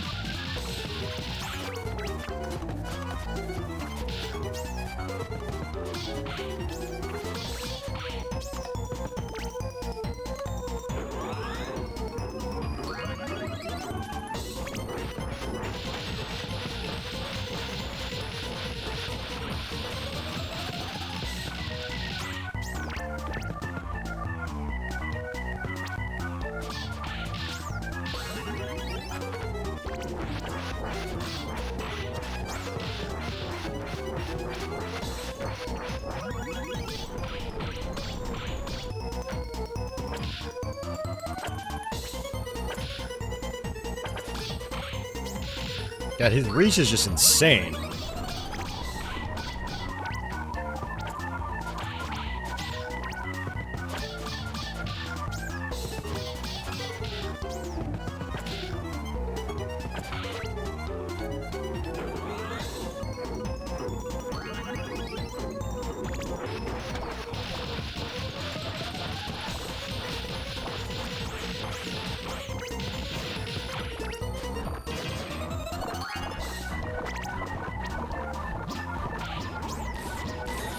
Ugh. And of course, his reach is crazy. And every time Dizzy is out spinning, they try to attack him. And so I ran into his attack, even though he wasn't attacking me. Oh, that's crazy. Alright, well... Man, I really wanted Dizzy for the boss fight. But we'll go back to Plucky.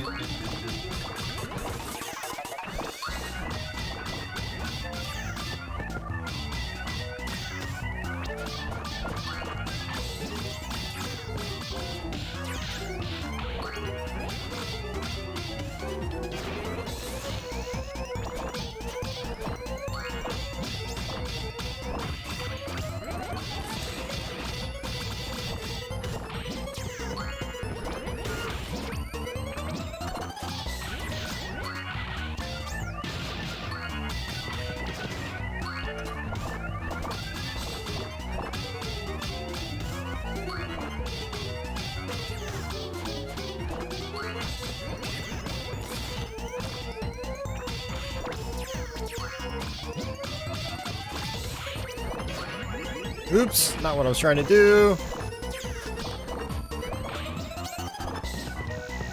Alright. I think I might just be burned out, man.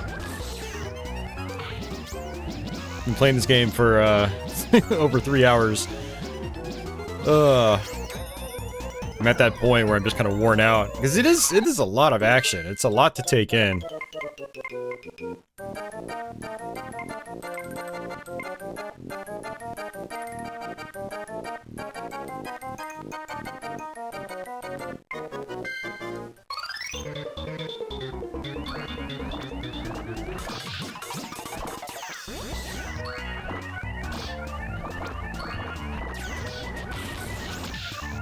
Yeah, look at that. It's just like...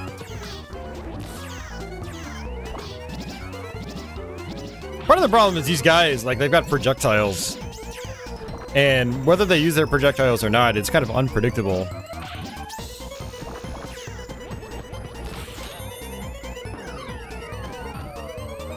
So you've really got to be on top of those dudes. I'll try Hampton again.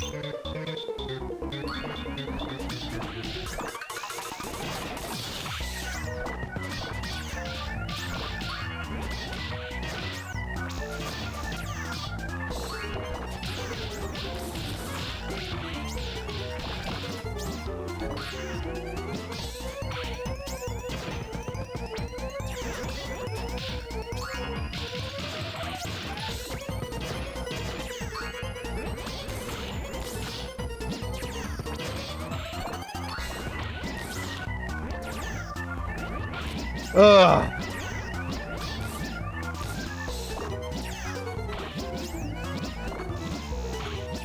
Yeah, I mean, you have to let your full health bar last the whole section. If it doesn't, you get a game over and you gotta do it all over again. So if, like, you take a lot of hits in the beginning, you might as well just, like, continue. Ugh.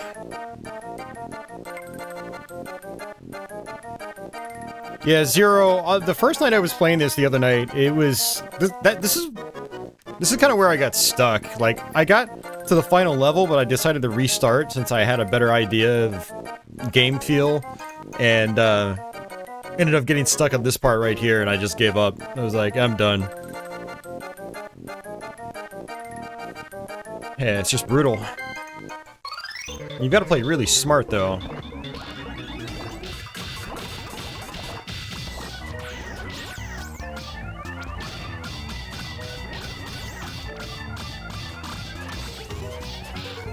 think that's a little bit better.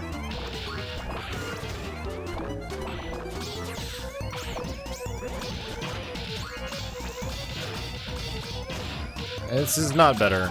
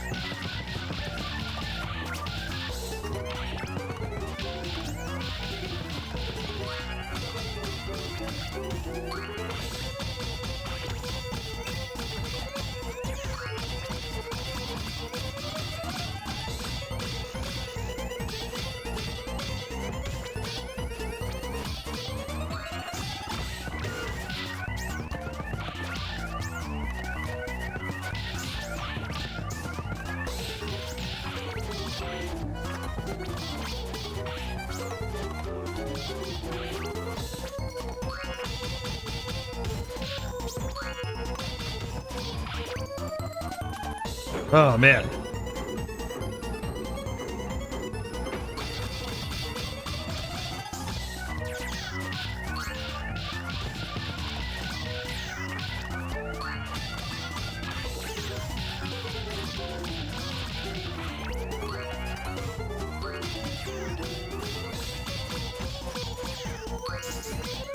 Really? All three of you at once? Come on.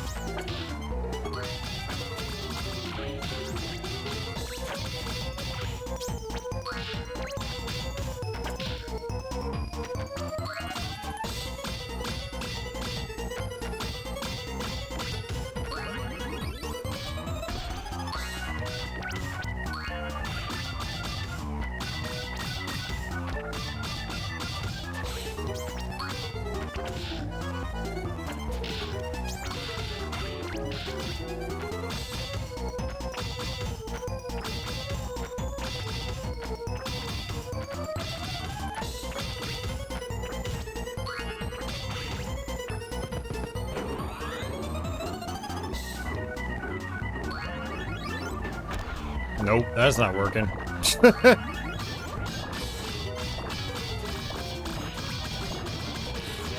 Jump Buster! Ugh.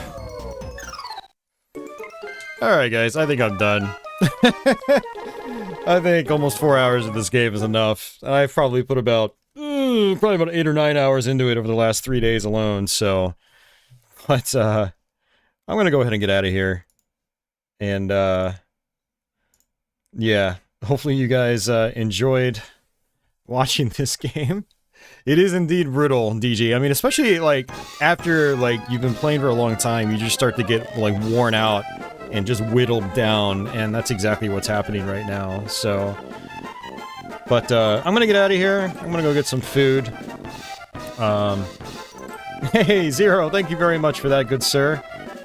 Thanks for that $2, much appreciated. And thank you for telling me about this game, because the second I saw gameplay, and I was like, oh, that looks like it's a lot of fun. And it's definitely good fun, so... But, yeah, I'm gonna get out of here. I'll catch you guys later. I guess until the next one, take it easy.